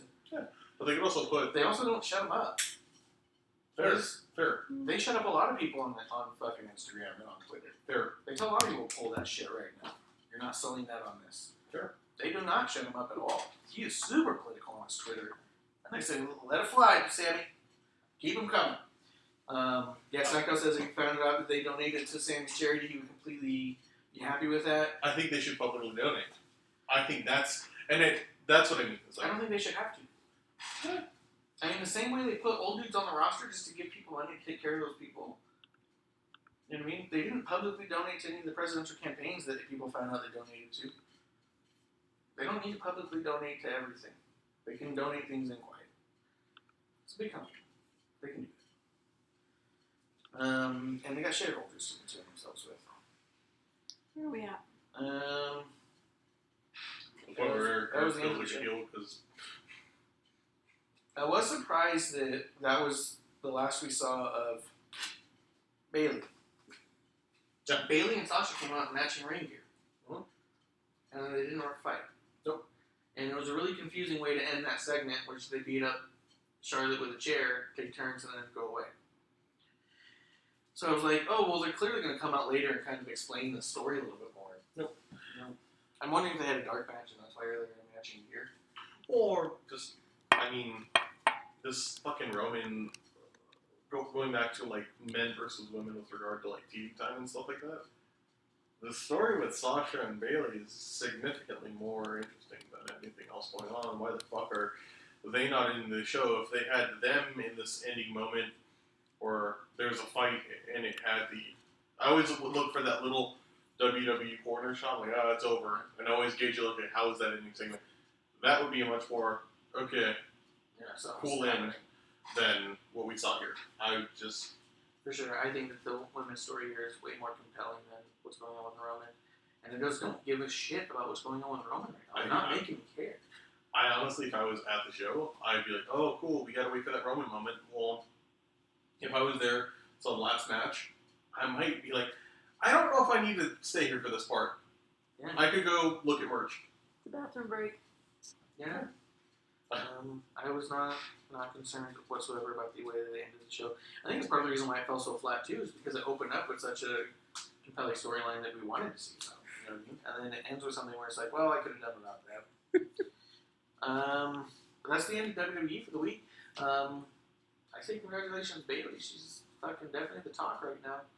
Everyone's talking about what Bailey did. I do think that the weird promo on SmackDown maybe muddied it up a little bit, but I think there's still a way to get out of it. I still don't know what that is. Yeah. Let's see. AEW and indie news. Let's see. Jericho lost the title. Legitimately. Like, not a match. That shit got stolen. Literally misplaced it. And then we had a police report. Police found it very close to Jericho's home. It may or may not have actually been attempted taken, but I didn't hear anything. We didn't hear any arrests. I think close to Jericho's home? It was in Tallahassee. They were in Chicago. They found it in Baltimore. No, they found it in Tallahassee. That was the photo I told you about. They found it in Tallahassee. I'm not saying this is a work or anything like that. It's a really stupid way to do a work. Yeah, it'd be shitty. I feel like what happened here was a quick reaction that makes everyone look kind of dumb. Yeah. It really makes Jericho look dumb. It's heel heat, but dumb heel heat. Yeah, he looks like a fucking goof. He has looked like a goof at best for the past year. Yeah. Yeah, he looks fucking silly and losing the title like that, and everyone trying to cover up for him or say that it's cool and it's fine, and it's like, nah. I mean, you don't hear about that shit with anybody else.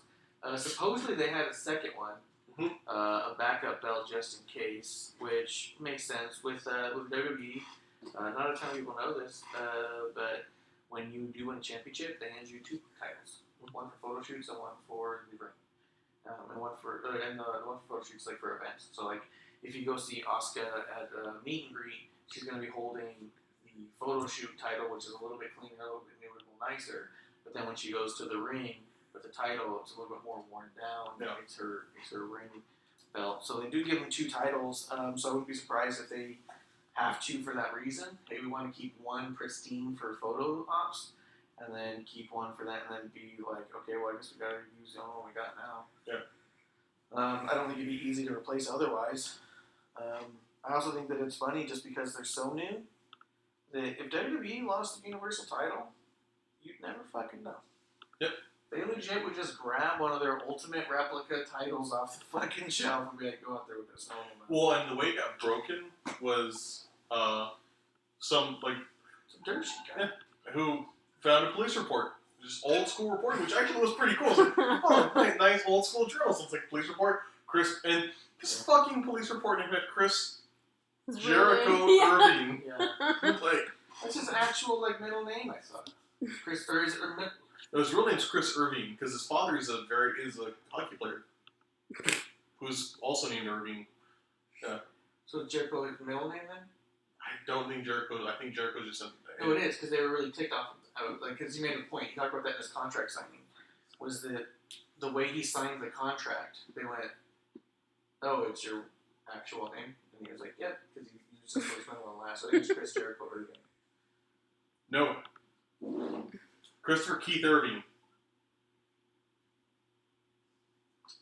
What was he talking about in his contract signing? Because he said he made a point, so he would own the rights to Jericho.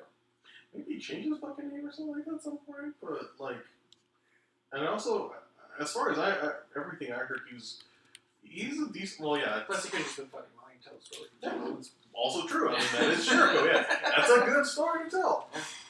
Keith. I mean, if my middle name was Keith, I'd rather be Jericho. But at the end of the day, how do you own Jericho when you? Like how Ricochet owns King Ricochet. Make sure He came in with that. to the NXT. With Ricochet, yeah. Ricochet, it's not King Ricochet. King Ricochet is a separate thing. Yeah, it's. Well, I guess Jericho showed up as Jericho. He was not. Well, I He was think just Jericho in WCW too. I think it also goes to how you negotiate it out and stuff like that too. Yeah. Like where you stand at it, maybe. I'm sure he might have taken less pay at various points. Like no, because keeping names, Yeah, that could be. Yeah. So I guess they found it. Do we know that he got it back yet, or are they still filing stuff with it? I don't know if they got it back, but we got the picture of the Tallahassee Police Department holding the belt, which also tells me that it wasn't a situation that involved very much investigation. Nope, someone was just handing it off. Yeah, evidence is not something you typically hold. Oh yeah, you do. All the time they have those drug busts. People are over there pointing and shit. Look at this heroin. Yeah, it's on the table after you've done all the fingerprint processing. It's not like, look at this awesome gun! We got it today! I guess they do put it down on the table. And Corey mentioned it briefly. He said he didn't, but he definitely made a comment where he's said that Drake was gonna go. Now that he won the 24/7 title, he was gonna go grab his wife and take a limousine to a chain restaurant. Because supposedly the story is that he went to a limousine to Longhorn. Yep. If you'd been a company man, you could have gone to Cracker Barrel. Yeah. Yep. He's not looking out for their sponsors. It's also, I mean, yeah, it's a lot of this is kind of just silly and dumb. Goofy. It was funny. I thought it was really funny. I thought it was great. My brother was like, I hope whoever has it mails it to WWE headquarters. That was so fucking funny. Yeah. But it's also like you said, Florida. Just leave it on the fucking PC doorstep. It's so funny. It's also, and I mean, it is maybe the best part of him winning the title, if I'm honest. Yeah. is that you lost it. Yep. Honestly. Literally misplaced it. Yep. Because maybe let's talk about the event. How we feel almost a week out from it. Well, to lead into that,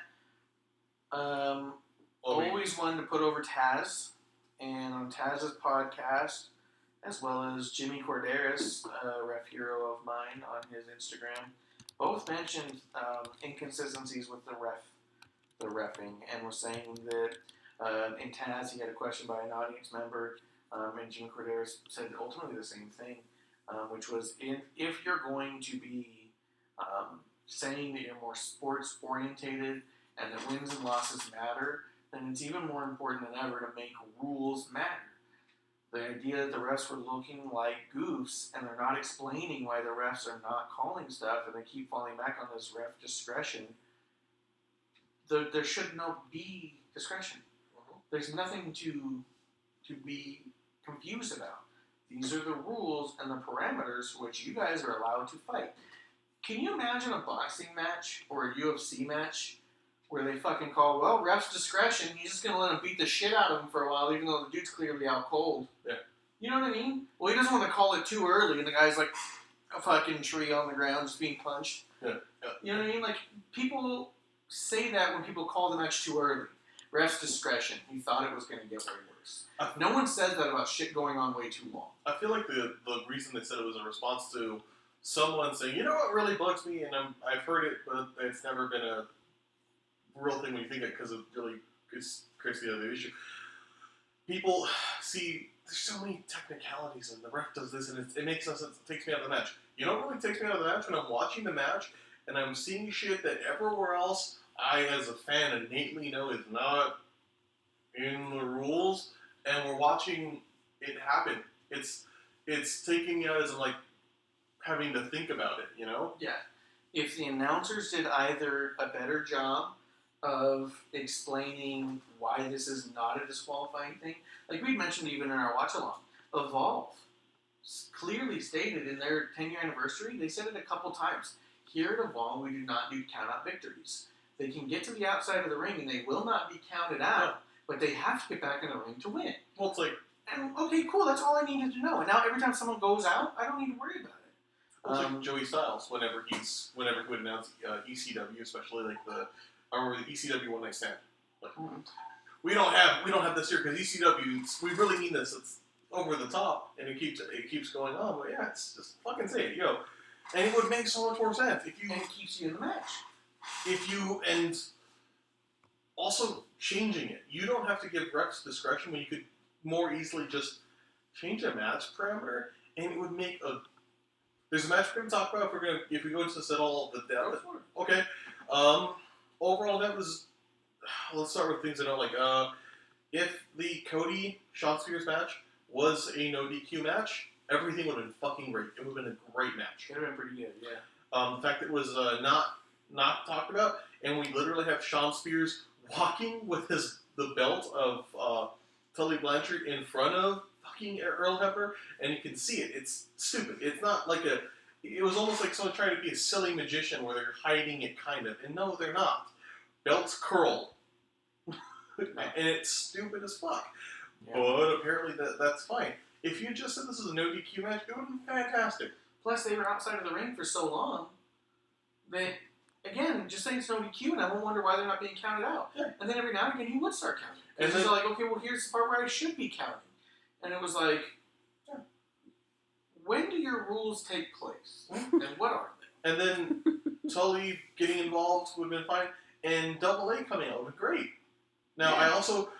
That spot ended up being pretty stupid, though. Yeah, I don't... Rather than have it be like that, have Double A come out with them in the intro. Which is also... I don't even care that Double A came out and did what he did. I care that after he did that and leaves, Tully Blanchard goes...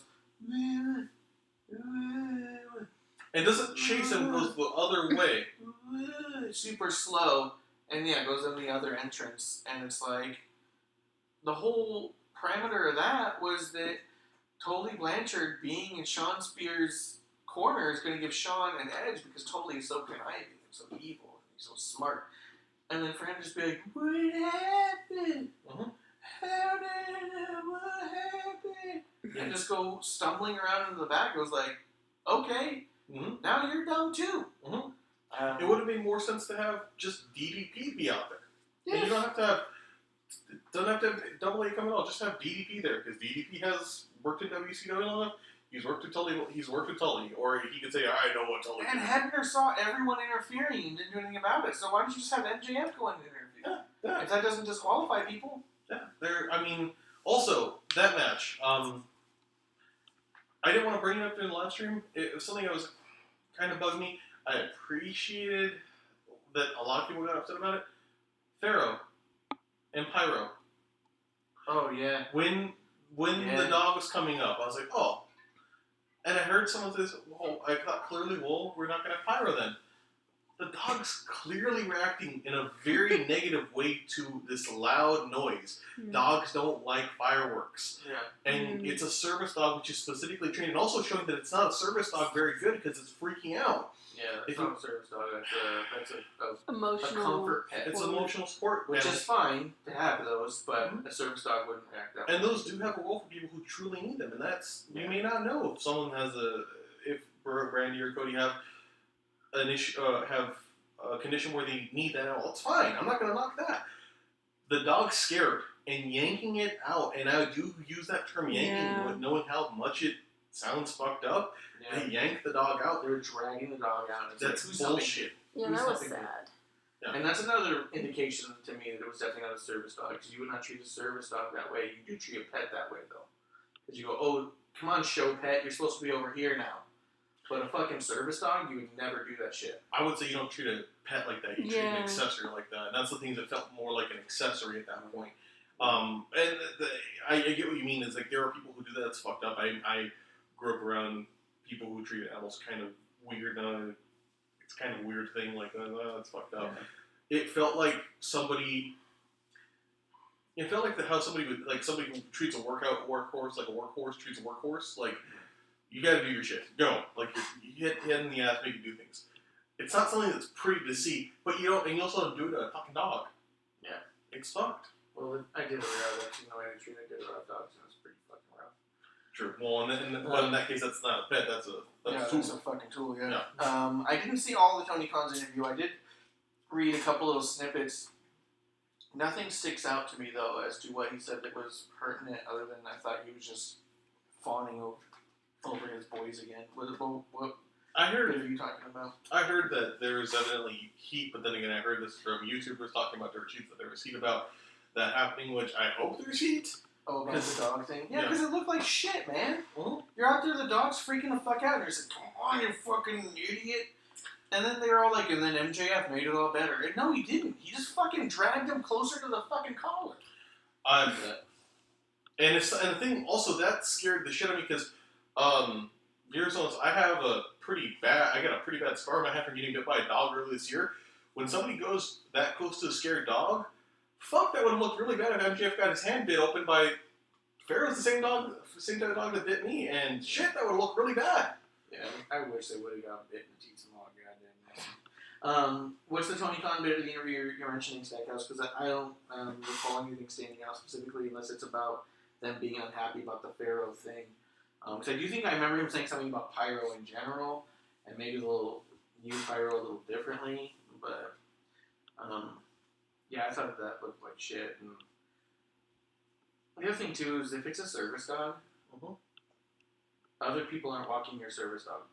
Yes, that doesn't happen. When you're blind, you don't be like, hey, grab my dog and bring him over. I used to work with someone who was blind and had a service dog, and I talked to them a lot about the differences between a service animal and a comfort animal. And one of the big things is the dog, when it has the vest on, is working for you now. It works now. That's its job. And that dog is at work. And it is not a pet. And no one would ever refer to a service dog as a pet in any way or talk about it as though it were a pet. It is a dog at work. And this dog has to go to work now. So with that in mind, you put the vest on the dog, it will not walk with other people. It's not a service dog, it's a fucking comfort animal. Which is fine to have. But now you're mistreating it on TV.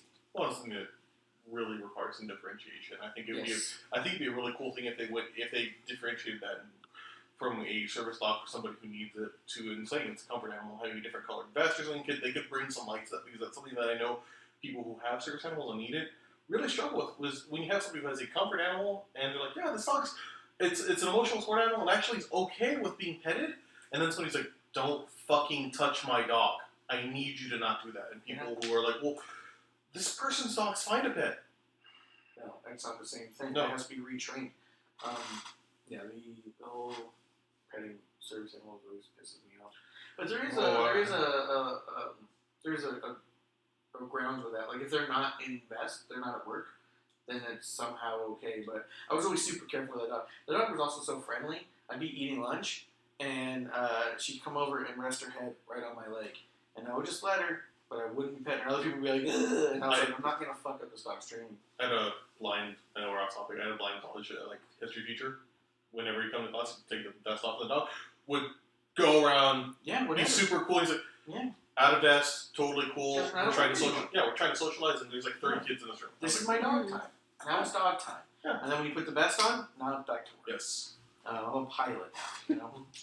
I'm a pilot. Stackhouse was saying that someone asked about the dog, and his response was, it wasn't my idea. And he thinks that was a fatal mistake because that really passed the blame over to Cody, which I think is true. But this is supposed to be the dude in charge. And he basically just told him he's going to let the guys do whatever they want. And that's kind of what I've been fucking saying since the beginning I was afraid of. He said all he gathered from that is that he's not in control of his own company. You think Vince would ever say it wasn't my idea? That's a good fucking point. I don't see Vince going up there and being like, well, I didn't come up with this. Yes.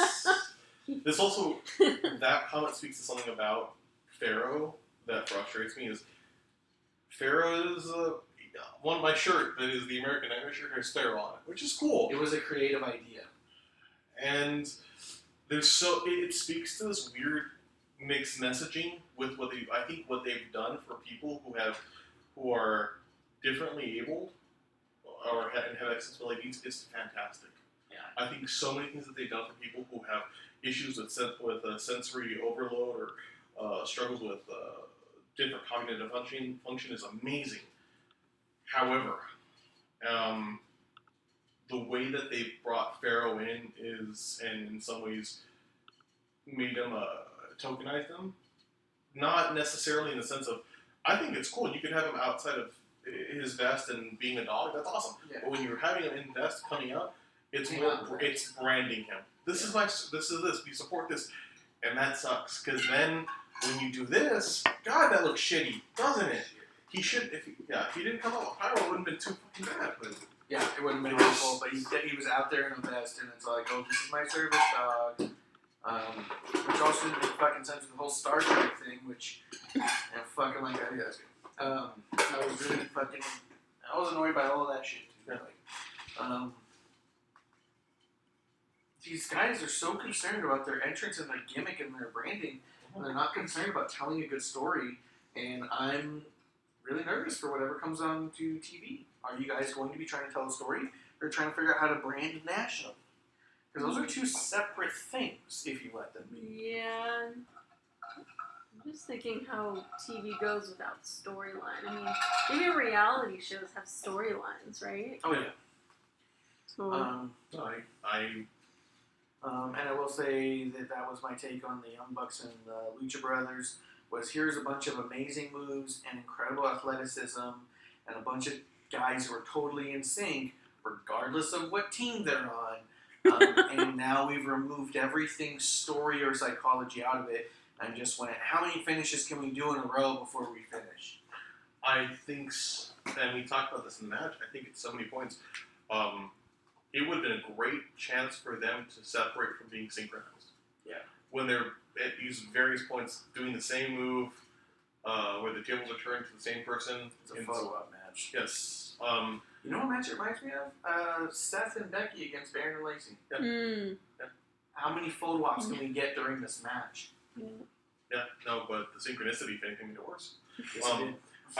I think there was chances where, it would have been so cool when they're both on tables, for instead of both of them going and hitting their respective brother, have like Nick or Penta or who it was Ray just fucking spear the other one. Yeah. So that they're both laying on tables and they just start fucking them up. and then going and jumping through tables, or have rather than having them like line up and look at each other, they're gonna dive up a ladder onto someone else. Have like one do it like you said when we were doing the watch along, do it, you son of a bitch, and then jump on the other one. Yeah. Like in response, it made no sense. And there was a lot of those moments we talked about where I'm going to help you do your move to me in the face of logic. And yeah, it's athletic, it's acrobatic, it looks cool, but it takes you out of the story But so it's bad. not competitive, it's not a fight, and it's not pro wrestling. It's a video game. And it's gotten so far that it doesn't even to me think of a highlight reel. Like if you go on YouTube and you look at the best of the Young Bucks, I couldn't see these here. If I did, I'd be like, yeah, but this is too silly. And These are the types of guys who send in a highlight reel to WWE and not a match. And Bruce has always talked about when you get a highlight reel, they don't watch it. Because I don't need to see that you can do a dozen moves. I need to know if you can tell a fucking story with 2 moves. You know? And these are the type of people who I bet you, just as they got started, their reel after reel was this move into this move into this move into this move. Like, none of it was, look at how compelling the story is. Let's see, Stackhouse thinks it'd be rough. They're going on national TV with a roster full of people with zero TV experience, a guy with zero TV writing experience. I hope it's good because it's more wrestling you get to watch, but the more I see from them, the less hopeful I get. It's hard to argue that. Like, I feel like at what point is Cody going to step back and say, oh shit, it actually is really tough what they do. You know what I mean? Like, I feel like he walked away from WWE thinking, I can do all that. I can do that. I just can do that. And now it's starting to get a little over his head. I think he didn't walk away thinking I could do that. I think he walked away thinking I could make a better story for myself, and he did. I will give him. He did put in work. I think the idea got thrown to them like, you guys can do this, and let's give you that chance. Because Blake talked about, like, they were looking at going to WWE, and they got the call from Tony Khan. And I think the goal is altruistic and awesome.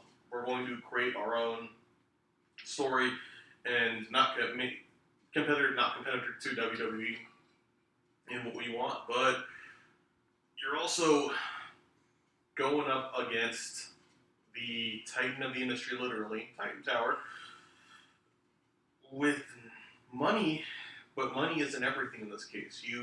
Or if you're going to go with money, I would almost say, like, you need to go so much smaller and invest so much in the back end. Like, Lucha Underground wasn't competing, but they had better stories because they didn't go for shows. And because one person made those decisions.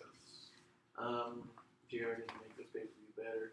JR did come off a lot more fun than he has recently. He finally sounded like he was really just letting loose out there. Mm-hmm. I will say that it was a lot more fun listening to JR this pay-per-view than it was previous ones. Other ones, he just sounded fucking angry and mad. This one, it sounds like he was just happy. He was happy to be in it. And I thought that was fun to hear. But Maybe give him something to take the edge off. yeah, a couple of mules ought to do it. Well, do you want to do a High-low. yeah, I high love low, AEW. yeah, Of AEW specifically? of this event? I think we can cool. Pull up. Well, and also before you get to that, I'll say the other thing. So we did get confirmation that Kylie Ray is out. What was the confirmation? Confirmation and how? Tony Khan was asked to start cast, and he said there was a mutual agreement, and that was That's it. yeah. Well, and that's fine. He said that they came to a mutual agreement that she's out of her contract, and I think that's the best way to go for it. I think it's from what was otherwise said, it did not sound like there was. It sounded like there were struggles on her end, and that's good. So because we've asked about it too on our well, not good that it's happened, good in the sense of like how rapid I it's. couldn't believe this grade they gave this thing. Yeah. And on the WWE side, the NXT woman, Ricochet's girlfriend, Casey, sorry. Yeah. Casey Quintero supposedly has asked for her release. She hasn't said anything about it, but that's the rumor. She even posted her stuff wrestling yesterday and saying I'll do incredible things or something. Kylie Ray also is assumed to be out of the wrestling business entirely, but no one's heard from her either way. So I guess you just hope for the best for him. Yes, that's the thing. Yeah, and I think in those cases, it's good for it to be quiet. The reason I bring it up is we've talked about, like, well, what happened to this person? Like, and I'll say the big unfortunate thing to me is that I thought Kylie Ray was the single best wrestler they had in the women's division. And I thought she had the most charisma to potentially go far with, and I thought that her story was already interesting. And I feel none of that for a single other women wrestler on their entire fucking roster. I think she also did funny weird better than the Young Bucks did, than Cody did. Just like, I was like, I like this person a lot. Yeah. I can't do a top 5 and bottom 5. I don't see 5 things I liked in AEW. Okay, give me your give me your negatives, and we'll go from there. Okay, we'll try and keep it even. Give me. I thought Nyla Rose winning the Battle Royal was shit, dude. I thought that doesn't help the division. She didn't need it. I think she did need it. She needed to look dominant, but she also was out there hurting people, like literally throwing people onto the floor and then being pretty fucking hurt and upset about it in the back. Well, part of it is I didn't see her throws looking super bad. I did see a lot of landings. I was like, fuck, land better. You know, because it's I think of that. I think of Bruce Pritchard when he talked about Vince in the Royal Rumble. Yeah. It's like I wondered about the talent on the other side. It's like Vince was ready for it, and then he got thrown and it looked really shitty. He's like, well, I wonder how many parts of that are there. Is it Nyla, who's been doing this for a long time, not knowing how to throw people out and being aggressive, or is it people who are told that this person's going to be aggressive and not really great at landing?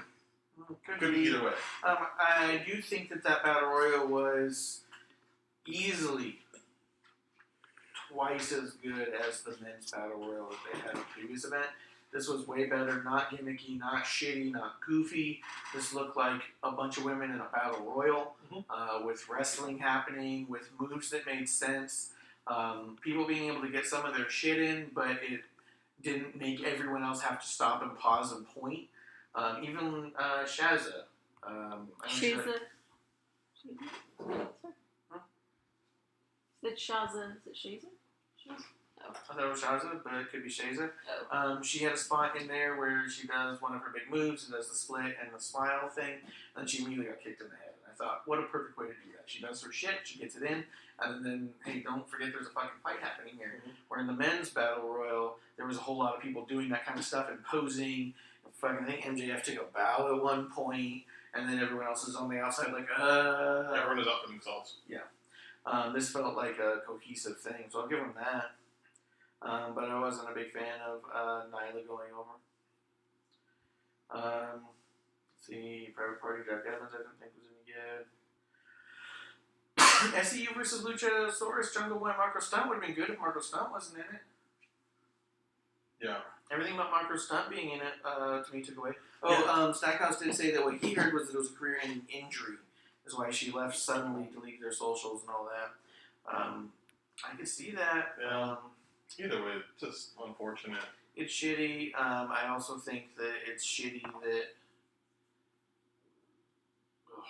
we're running out of time, guys. We all heard your stomach. We're running low. I would not be surprised if your mic picked that up.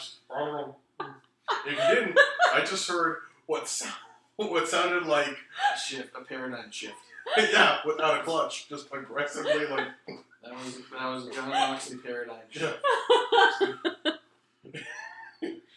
God. It sounded like a bad toilet flush change. It's gross. It's already broke. Oh no. I do think it's a huge loss. I do think it's shitty that Cody went out of his way to talk shit about Bayley to put over Kylie, and then for Kylie to disappear like that was just like, man, Cody, sometimes you just gotta keep your fucking mouth shut. Yeah. I also think that it's just one more time with all that, like, they want to have it all. And I think this is one more thing that's going to weigh in on them going exclusive and everyone going, but how could that happen? I think that you've got to be exclusive if you have a major money tool and a major story going, and then have someone go get injured. In this case, potentially career ending, which is fucking devastating. And for what? What match was it? She was already signed. You know what I mean? Like, why did she have to go do that thing? And was it her fault or someone else's fault? Does it matter? But it's like, fuck. we have a lot of what ifs. I think the way it was handled in terms of the exit was very good, though. It was just like, hey, it happened. Just having to confirm it just because we had so many questions. Yeah. I did like seeing Mercedes Martinez appearing. One of my negatives was, and I keep trying to figure out the person's name because I feel bad just citing this person without knowing it. The performer coming out and drinking. Oh yeah. And I'm not knocking that because I'm a person who is sober. I mean, it was to me a bit shitty in that thinking in that way, like, yeah, that's kind of fucked up. But more, we've heard stories of performers going out inebriated and how they've been fired, or how dangerous that is, or where people's careers have been affected by them being like it. I think of Jeff Hardy at TNA. I think of apparently Alicia Fox, which led to Arn Anderson being fucking fired. Potentially. And I didn't like seeing it. It just looks stupid seeing somebody, and it just looks dumb seeing someone like a stumbling drunk. Yeah. And someone who is a stumbling drunk, it's bad, you know? Yeah, it wasn't cool. Let me see if I can pull it up real quick. So I remember that Foley was at her food truck just prior to the event. But that was a big negative to me. Oh, Jesus. I'll give a positive too, since you're... There she is. What's her name? Jessie Cressa, ODB. Jessie Cressa, ODB. Just... ODB's barbecue food truck. I just didn't get the gimmick. I don't know what I'm not knowing. I didn't think it was a good idea. Live in the classic live in a classic Airstream. Got a food truck. ODB's meet and greet. Is this even a wrestler? Is this just somebody we put in there? In which case, so their first time coming into a match is them Here she drinking comes.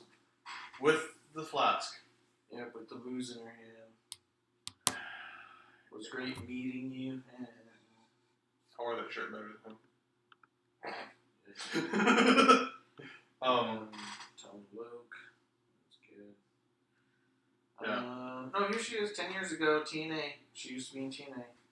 Which one? This one. Oh, fuck, it is that person. Okay. But I heard that go. Stick has some. Yeah, evidently insider info. Well, yeah, about Martinez, he talked hard for that. When she came out, we did too. If you're watching, we were freaked out, like, oh shit, and we're both like, wait, who is that? So it was really funny. I thought it was Eddie Guerrero's daughter. Yeah. Because of the dumbass.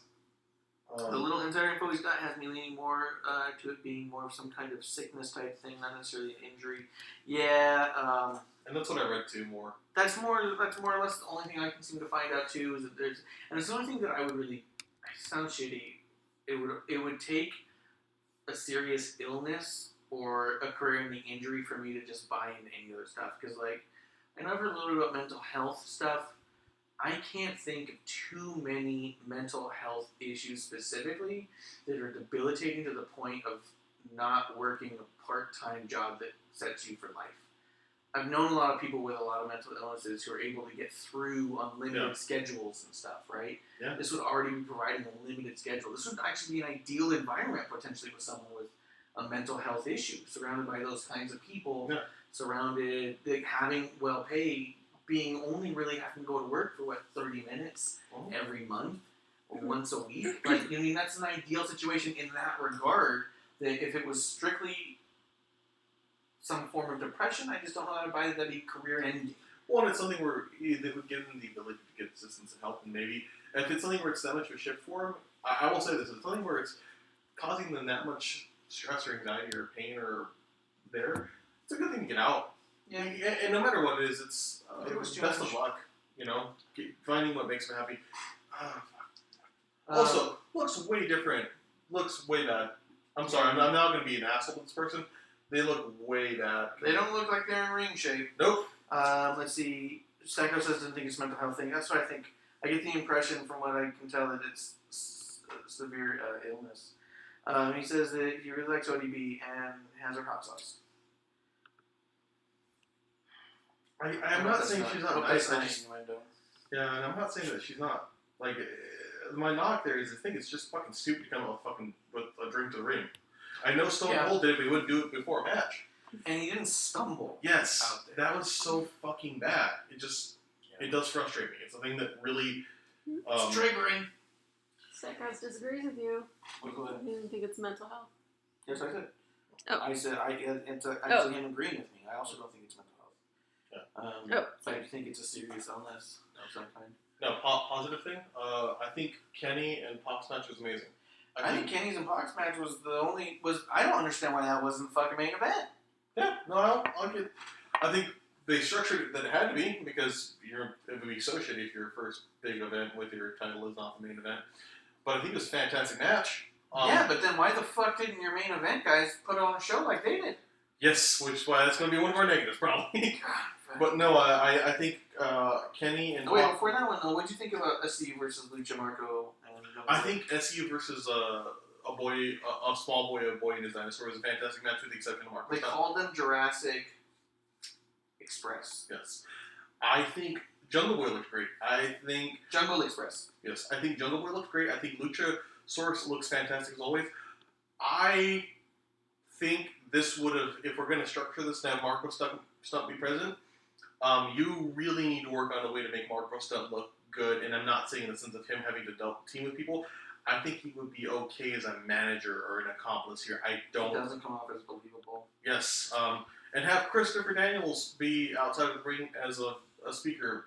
But then... That goes for you too, Stackhouse. If I see you taking any fucking Hurricane Ranas from Marco's Stunt, you're fucking pissed. So, Stackhouse posts up on his Instagram, he's taking this reverse Hurricane Rana from this fucking tiny little dude. And I was like, oh, come on, man. Like, you can do it. You can do it. Which is amazing. You don't have to do it. Yeah. I want you in the ring with Marco Stunt, and you just fucking sit on him. And you get disqualified because his shoulders aren't even down. That's how you can lose to Marco Stunt. I want you to sit on Marco Stunt and just crush him, because I think a debilitating injury not being present would be okay. Stackhouse crush. We all heard that grumble, by the way. What? Stackhouse got the murder drop. Your stomach is about to explode. Resume things. We're making moves. I made it home last time, by the way. Just barely.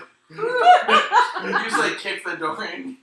Your wife. Get out of the way! Yeah, she's all like, and then you're like, move! Then went to get the stuff I had in the car out of the car, including my keys.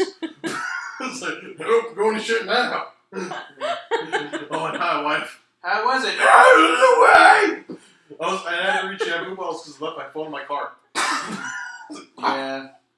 Shampoo bottles are interesting. Yeah. I do think the match would have been good without Marco Stunt. Marco Stunt, everything bad in the match was Marco. Yes. Everything good in the match was literally everything else. I think, and he's even Cheeseburger in ROH. It was a He's Cheeseburger? No, Cheeseburger, but comparable. Cheeseburger's a little bit taller, but I thought he was bigger. Yeah, he's taller, but still like super tiny guy. Yeah. But you could make it work because Cheeseburger never sold, and I don't buy this selling part. I don't buy any of it. Pac and Kenny, though, was incredible. Yes. Top to bottom, I couldn't believe it. Amazing story, amazing pace, great moves, awesome spots. It all made sense. Kenny looked good. Kenny looked great. And Kenny didn't lose in the sense of like going down. He'd lost in the past, which I thought was a good way to lose.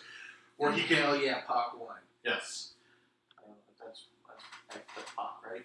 I don't know what Pac does. I think he signs a promotion and doesn't perform. I think that's what he does. Stackhouse defending his actions, which would be condemnable by Cornette, but forgivable by us. It was that tiny dude that has like 500 million subscribers on YouTube. Yeah, but so does fucking... That's the main reason I take that from him every time I work with him.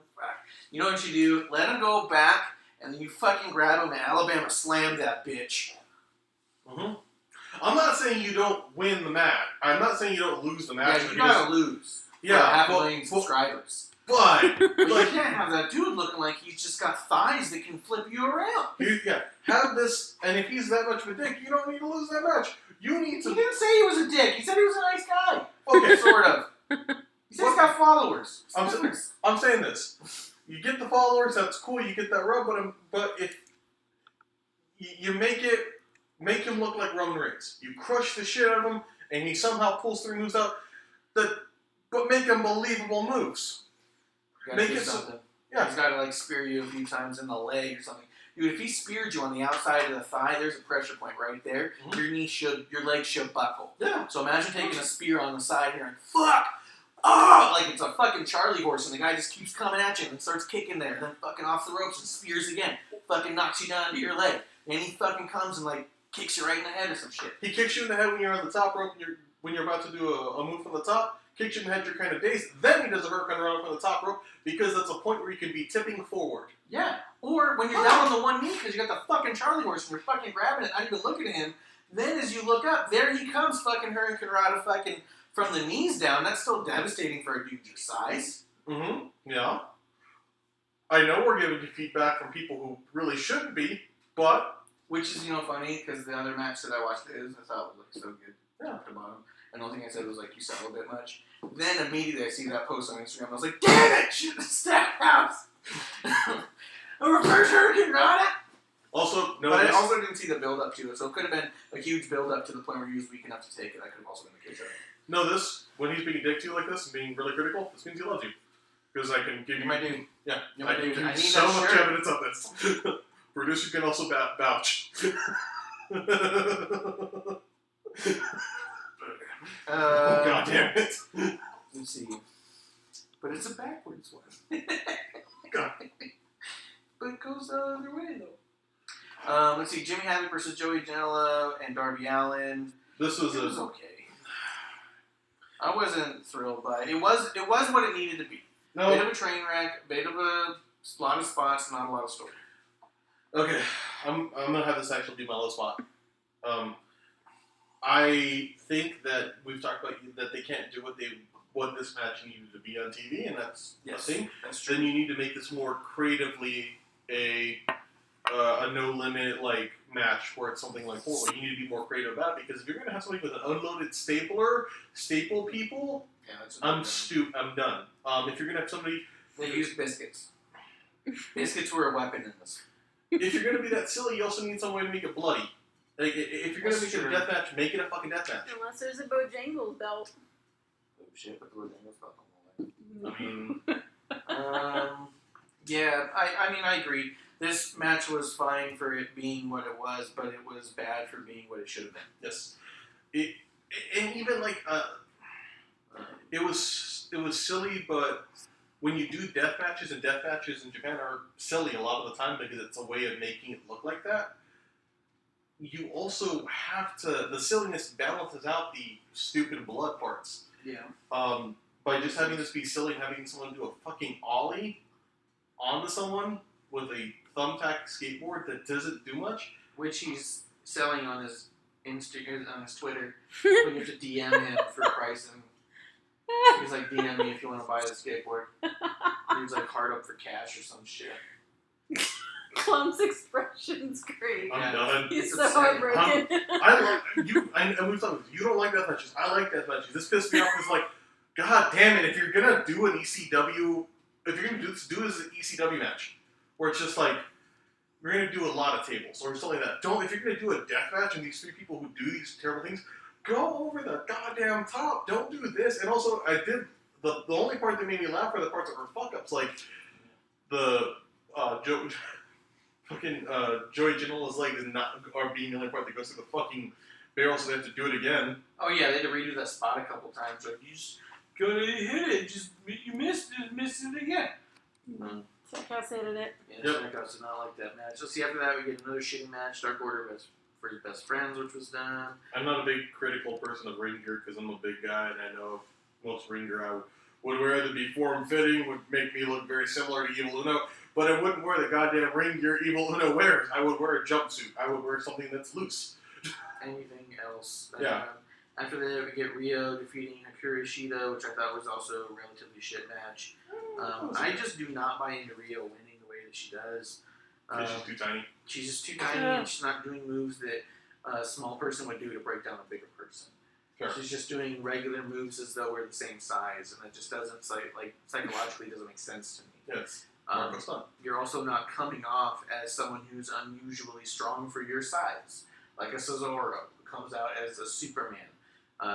You're just a tiny person doing play wrestling with people. Well, People, they fall into it. You have a good partner. You don't have a fucking strong wrestling. Nyla Rose coming out at the end, and they're gonna have a feud with her and Nyla Rose. If she's beating Nyla Rose, you really need to create a moveset that highlights this David versus Goliath part of it.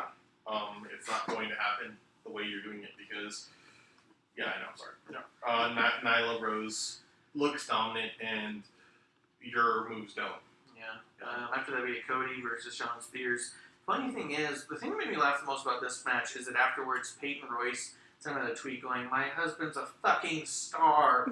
And I was like, really? Your husband's the only one no one's talking about in that match? God, I wish we had Travis here to do his Australian accent because it'd be so much better. Who the fuck is Oh, yeah. Abs. Who? Travis, yeah. He does an Australian accent. My husband's a fucking star. What the fuck happened to you just now? Can't do my accent. Can't. Yeah, you shouldn't. My accent's really But it just made me laugh because largely Shawn Spears was the most forgettable part of this entire show. Everyone talked about Tully and Arn and MJF and Cody and Pharaoh, and people are all like, "Oh yeah, I guess Shawn Spears was in that same match." No one's talking about him, and no one gives a fuck about him. And that's the way that it should be. Go the fuck back home. Go anywhere. Crawl into a fucking pit of despair. God damn. Well, on Cody's match at Double or Nothing, there was conversation about how much blood there was, but the match looked good. It was amazing. This match after that, everyone was talking about, holy shit, did you see Darby Allin? It made Darby Allin. This was a match where external factors made this shit too. Everything, it took you out of the match so mad that the match was okay, but it's just like, fuck. Okay, I mean, everything else sucked. Then we get the AAA Tag Team Championship, which I think by the Lucha Brothers going over, it almost books you into a corner when it comes to your own tag team championships. If the Lucha Brothers do not win your championships, then you now put those championships below AAA. Oh, God.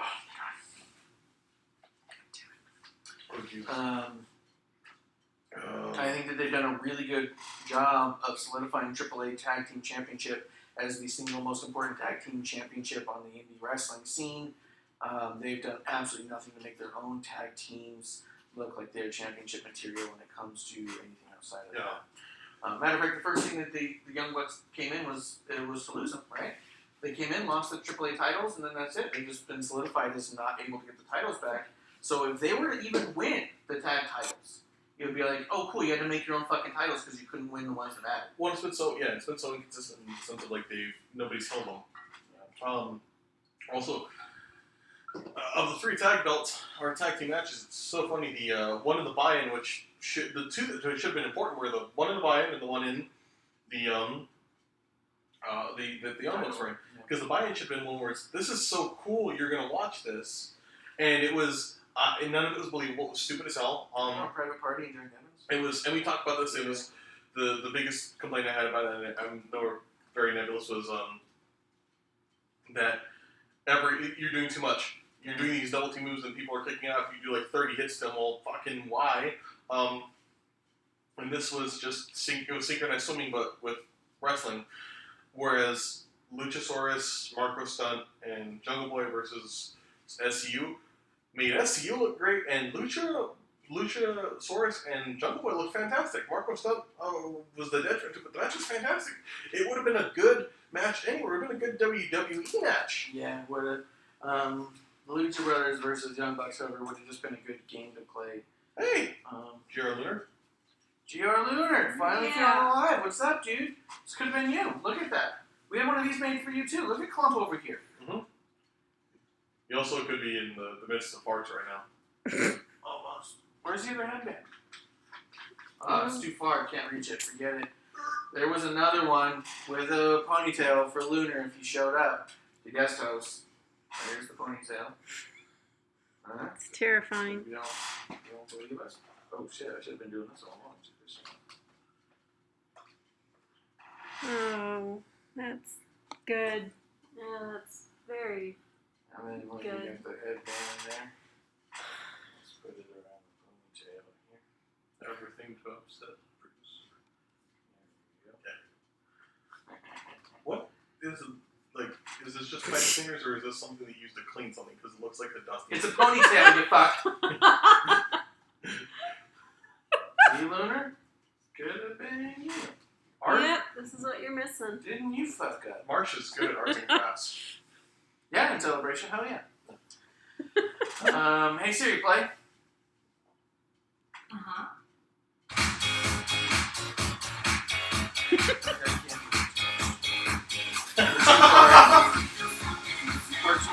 It's loud enough I can get away with it. Hey Siri, pause. Sorry. Like if you pause and then did it. Yeah. Make sure you pause. Make sure you play. Let's see. Yeah, I was not impressed by that one. And then we get the AEW World Championship match, which was not good. And look at this stupid fucking review. Jericho remains a master of his craft. Fuck off. Putting in an impressive performance against yet another younger star. Where's What that did- from? I don't want Oh, people to. okay, alright. Okay, I'm not going to say where it is, but it's not a dirt sheet. It's not a blog. It's a space that's pretty big. Oh, Yeah, the match God. felt like more than just a world title match. It felt like a moment the AEW wanted to move to the TV era Network news. and would serve as the face of the promotion. I actually think it did all the fucking opposite, you fuck! You give it a B. They gave it a B. You want to know what they gave Kenny and Pop? Please God, tell me they give it. Oh no. Oh, B plus. No! If you give that shit a B, that's a goddamn. They said barely better. I'm gonna pour stars on this match. This is why you guys should also be writing.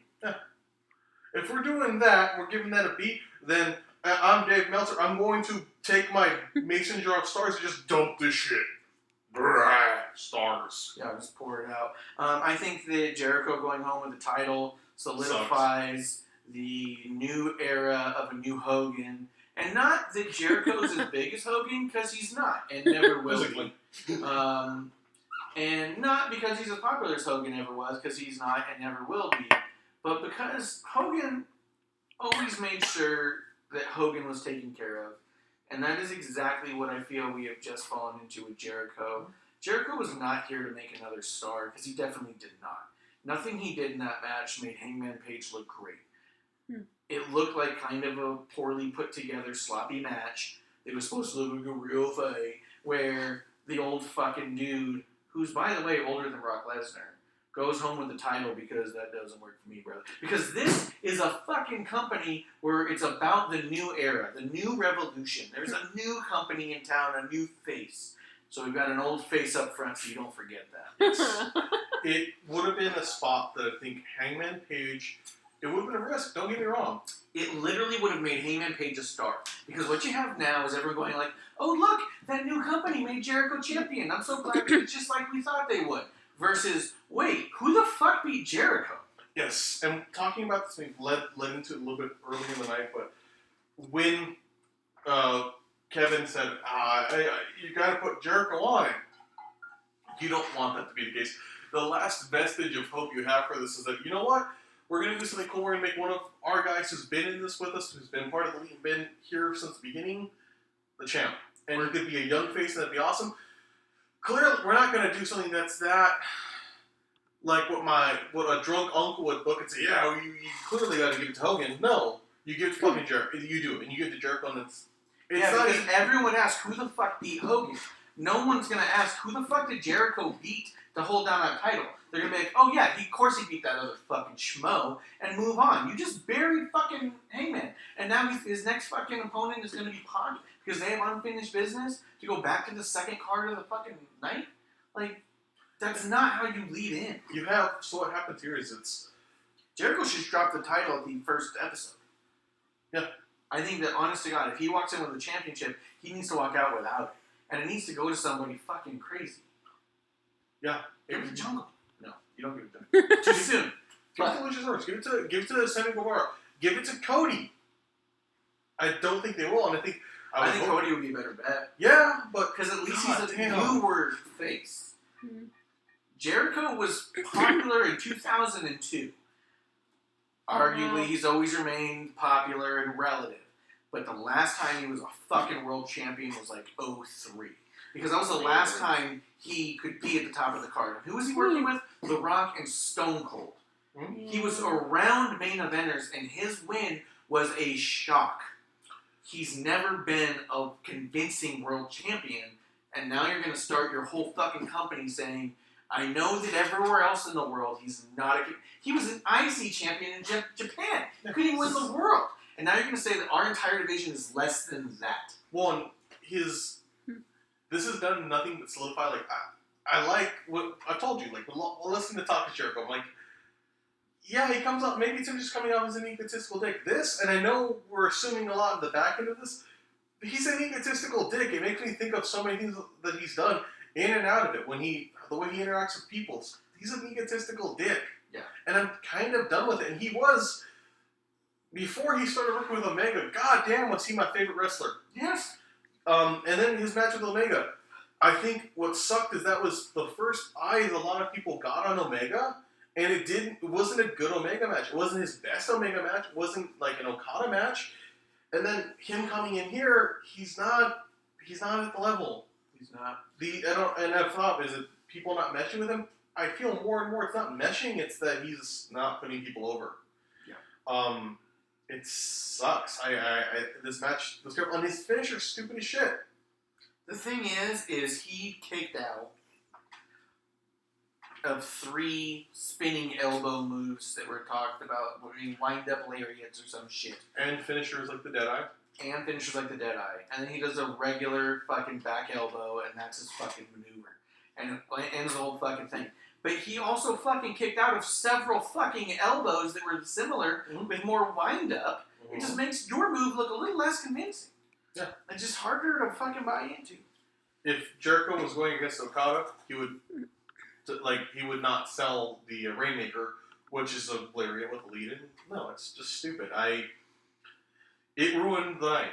It wasn't a bad pay-per-view. I think it made me initially much more aware of other weaknesses, but it was a fucking bad move. It was a fucking bad move. I see no benefit to this. I'll tell you this much.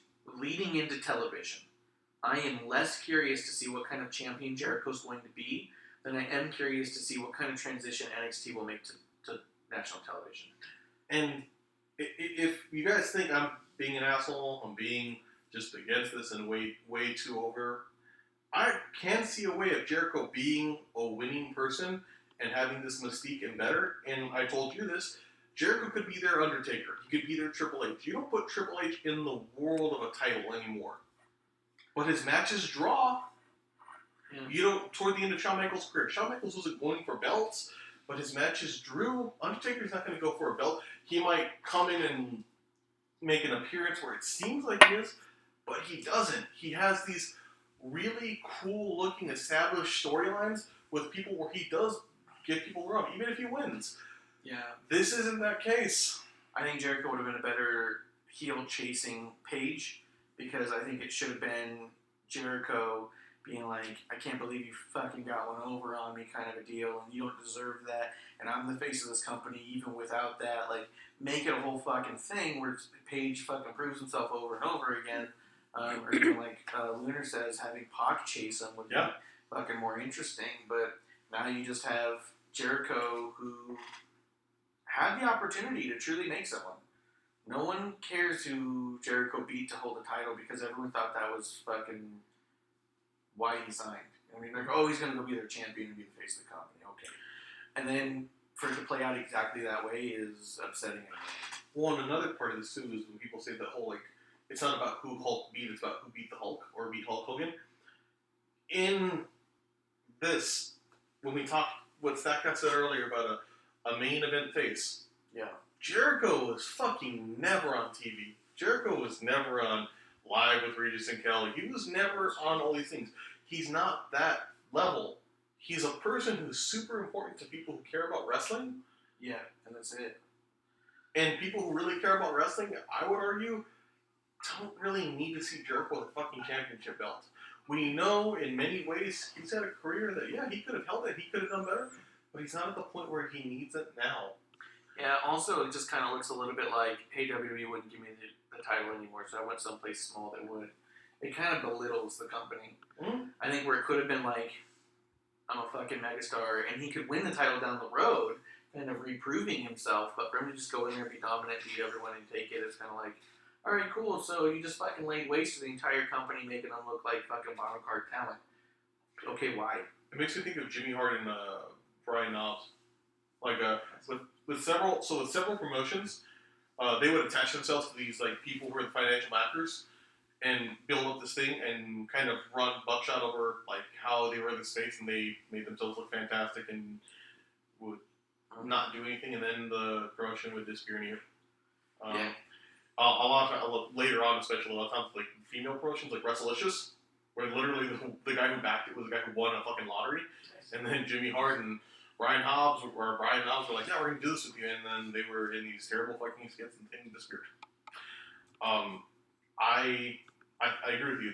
I never got what I wanted out of WWE. I'm gonna get what I want out of here, and I don't want that to be the case with AEW. I know. But it does feel like it, and exactly. That's the thing, is that it feels this way. All these things are how we feel.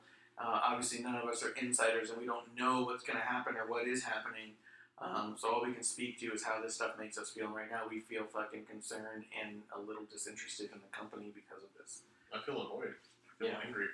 Like, and not angry, just like I feel passive about the company. Where at first I was really excited about it all. Now it's like, oh, well, if he's your champion, then I guess I'll just catch the clips as they come out on Instagram. I'm going to watch NXT and see how they do, because I know that they can tell a fucking story. Yes. And I know that the battle to get to the championship means something over there. Well, coming into this, like, as we've done this show, I know early on you were not the biggest fan of AEW. You brought me here to be more because I cared, I like the elite, and I like the people in this a lot more, and I was way more invested in it. And you got there. After Double or Nothing, there's a lot of things you didn't like, but you were like excited. You were invested more in a lot of things, and you seem excited. As it's gone since, it's not been happening. And It's been a lot of downhill since then. yeah, no, fuck. Moxley would have been awesome. I would have been okay with Moxley winning this. Yeah, because he was a world title guy. He's someone who more recently has been on it too. Because the other thing is, He was a world title champion like 2 years ago. if we're going to be looking at it, not only has Jericho never been on TV, but Jericho's amazing amount of fame and fantastic awesomeness was 10 years ago or so, when he was on Hot Ones, which is the last thing I can think of him outside of wrestling. Like 10 years ago, and Hot Ones is not something where, if we're going to put this on TNT, I'm not seeing my dad watching TNT between basketball games and being like, oh, did you see they had Chris Jericho on? I haven't seen him in forever. But that doesn't, it's not Hulk. Yeah, It's not John Cena. He's not a household name. Nope. Lunar says Cardiff was fucking amazing. I thought a lot of it was it just me, or was the women's match unusually flat? Like, I was really excited to see Tony versus Kaylee Ray, and they seemed a little off. They didn't seem to have a lot of charisma, which was a little weird also, because spinning around them was incredible matches. Walter and Tyler Bate was fucking nuts. Walter also looking like a scary motherfucker, put a bunch of size up top. Jericho got the belt back. Oh, he's got the belt back. The tag match was really fucking cool. Cesaro and Isla, I don't know, Russian guy. That was a pretty fucking cool match. It was all pretty good and impressive. It seemed like Tony was unhappy about dropping the belt and showed him the work. I could see that for sure. I do feel like I was kind of surprised they're having her title run come short to someone like Kaylee Ray, because I don't feel like she's... I knew who Toni Storm was before she signed with NXT. I knew who Toni Storm was before she went on the Mae Young Classic. And I remember when they first announced the NXT UK title, I thought, oh, it's a Toni Storm belt. They're creating a women's title over there to put on someone like Toni Storm, who's going to be the next big thing. And then Rhea Ripley won it, and I went, oh, that's interesting. And then Toni Storm didn't even show up for like a fucking year. And then Toni Storm wins it, and I was like, oh, okay, this finally all makes sense again. Mm-hmm. So for her to drop it in a relatively, it reasonable run. It was a relatively short amount of time. Maybe she was a little unhappy with it. I'm a little unhappy with it. Yeah. Well, it's kind of like Tyler Bate and Pete Dunne. Yeah. Tyler Bate won, but really Pete Dunne was the star of that shit. Yeah. And then I kind of thought, you'd have a Pete Dunne like one where this is their title forever. And I thought we were going to go with Tony because I also felt that Tony was going to. Well, maybe that's the problem. Tony wasn't really making stars. I think they did a really good job building up to the match, but maybe she was really unhappy about dropping it. Didn't feel confident about that. Maybe that's why maybe that was part of it. She wasn't in it. But the rest of it I thought was great. I thought Walter looked fucking awesome. As soon as he walked out, I was like, fuck, he looks scarier than he did in New York. Walter is just scariest best person ever. Dude, that Imperium group seems so borderline. I'm so into it. Yeah. Like, it seems like it could be really offensive. But they're towing that line pretty fucking good. That's why you're into it. Yeah, maybe.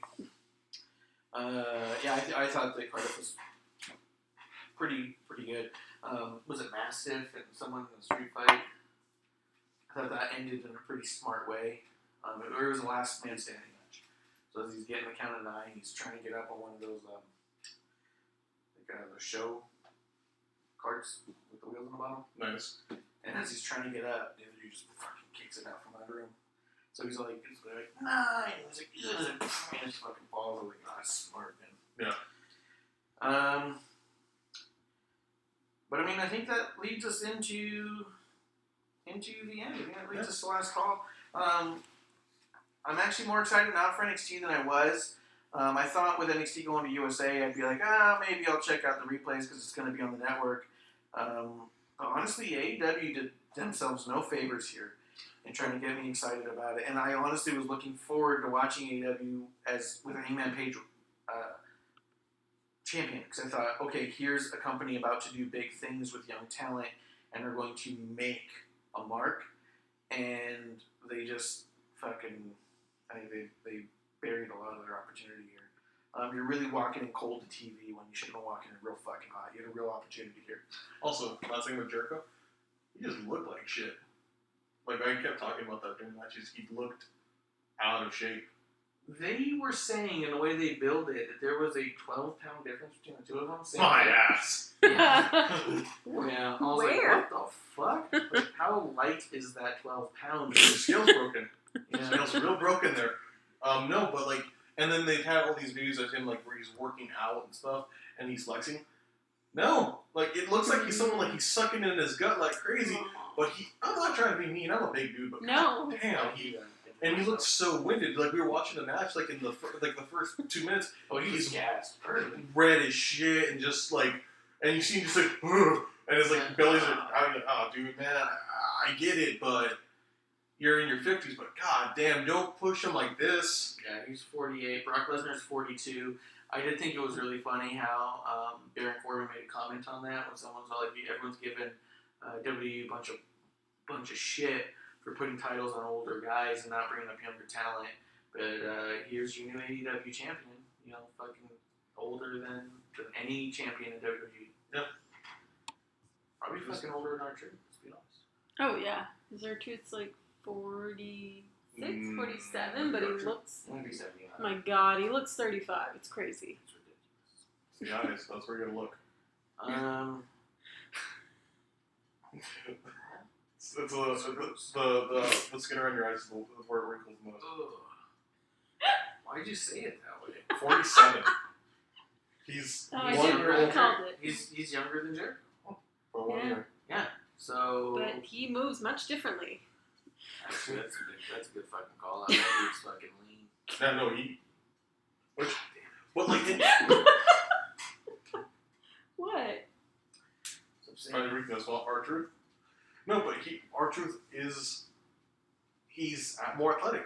He does more, and part of I'll give him maybe it's a lighter schedule, but also Jericho's got the ability to do more and more. Jericho has a lighter schedule than Truth. Mm-hmm. That's what I mean. No, I mean like Jericho, like it might be a larger. We don't see R-Truth doing a lot of in-ring work, but then again, Jericho's got a light schedule. He can work out before Joe's. He can go for a jog. Yeah. He and I'm not saying like I'm in the best shape, but he didn't look good. It wasn't a physique thing. It was a stamina thing. He didn't have stamina. He looked like Bill Goldberg. He looked really fucking rough. Yeah, he looked like Bill Goldberg in Saudi Arabia. Just did not look ready. Yeah. He looked winded, gassed, and it was not working out. Yeah, he was pretty bad. By all accounts. I mean, when I think of even Flair at that age, I think Flair looked better at that age. Yeah. And Hogan. I just don't think he is what AEW thinks he is. Oh, and I think it's going to show. shit, they might do better with fucking Billy Gunn in this role. Because Billy Gunn is... Well, I can see why in everyone's frightening talking shape. about... yeah, Billy Gunn's a fucking beast. I can see why everyone's talking about AEW as being like the land of... Like, what do they call it in Land Before Time? The Big Green Valley? Like, that's how they talk about AEW. Like, it's... They're not getting titles in WWE. They show AEW where everyone gets a title. We just referenced Land Before Time. Hell yeah. And so I could see why, if you look at it and like, oh, the world champion is Jericho, I could see why every single other talent in the world could be like, well, I could be a fucking champion then. Is that the goal here? Is that what wrestling's all about, though? Used to be like Land Before Time, before or after the Mormon Church was involved. Ooh, no, wait, was it Ducky? One of those, the little girl who did the voice? Fucking brutally murdered by folks. Google it, guys. That's our show for the night. Murder, I love this. This is the best podcast ever. Wrestling on the Rocks. Thanks for tuning in. Put the I in following and the no notifications. You don't have to keep watching to keep following. Yeah. Also, it is September. Welcome to September. When you Prime subscribe, it makes absolutely no difference to you and costs you literally not even a cent. But we will get double the money that Twitch is willing to give us for all of September for any subscription. Yeah. So please hit us the little Prime subscribe. Get a little championship belt by your name. I'm going to make a new title this week. And in doing that with us, we're not asking for this in this sense of getting this massive amount of money. This just helps us out with paying the bills. We really need that here. It's not like I need a new light. Yeah. We are a soundboard and a light away from owning our own equipment to do this show, and we can give back all the equipment we're borrowing from friends. And I think we're getting antsy, so we're just looking for a couple of bucks so we can have a bottle of booze, a little chicken before the show, and a whole lot of toilet paper. Guys, we will see you next week. Last call.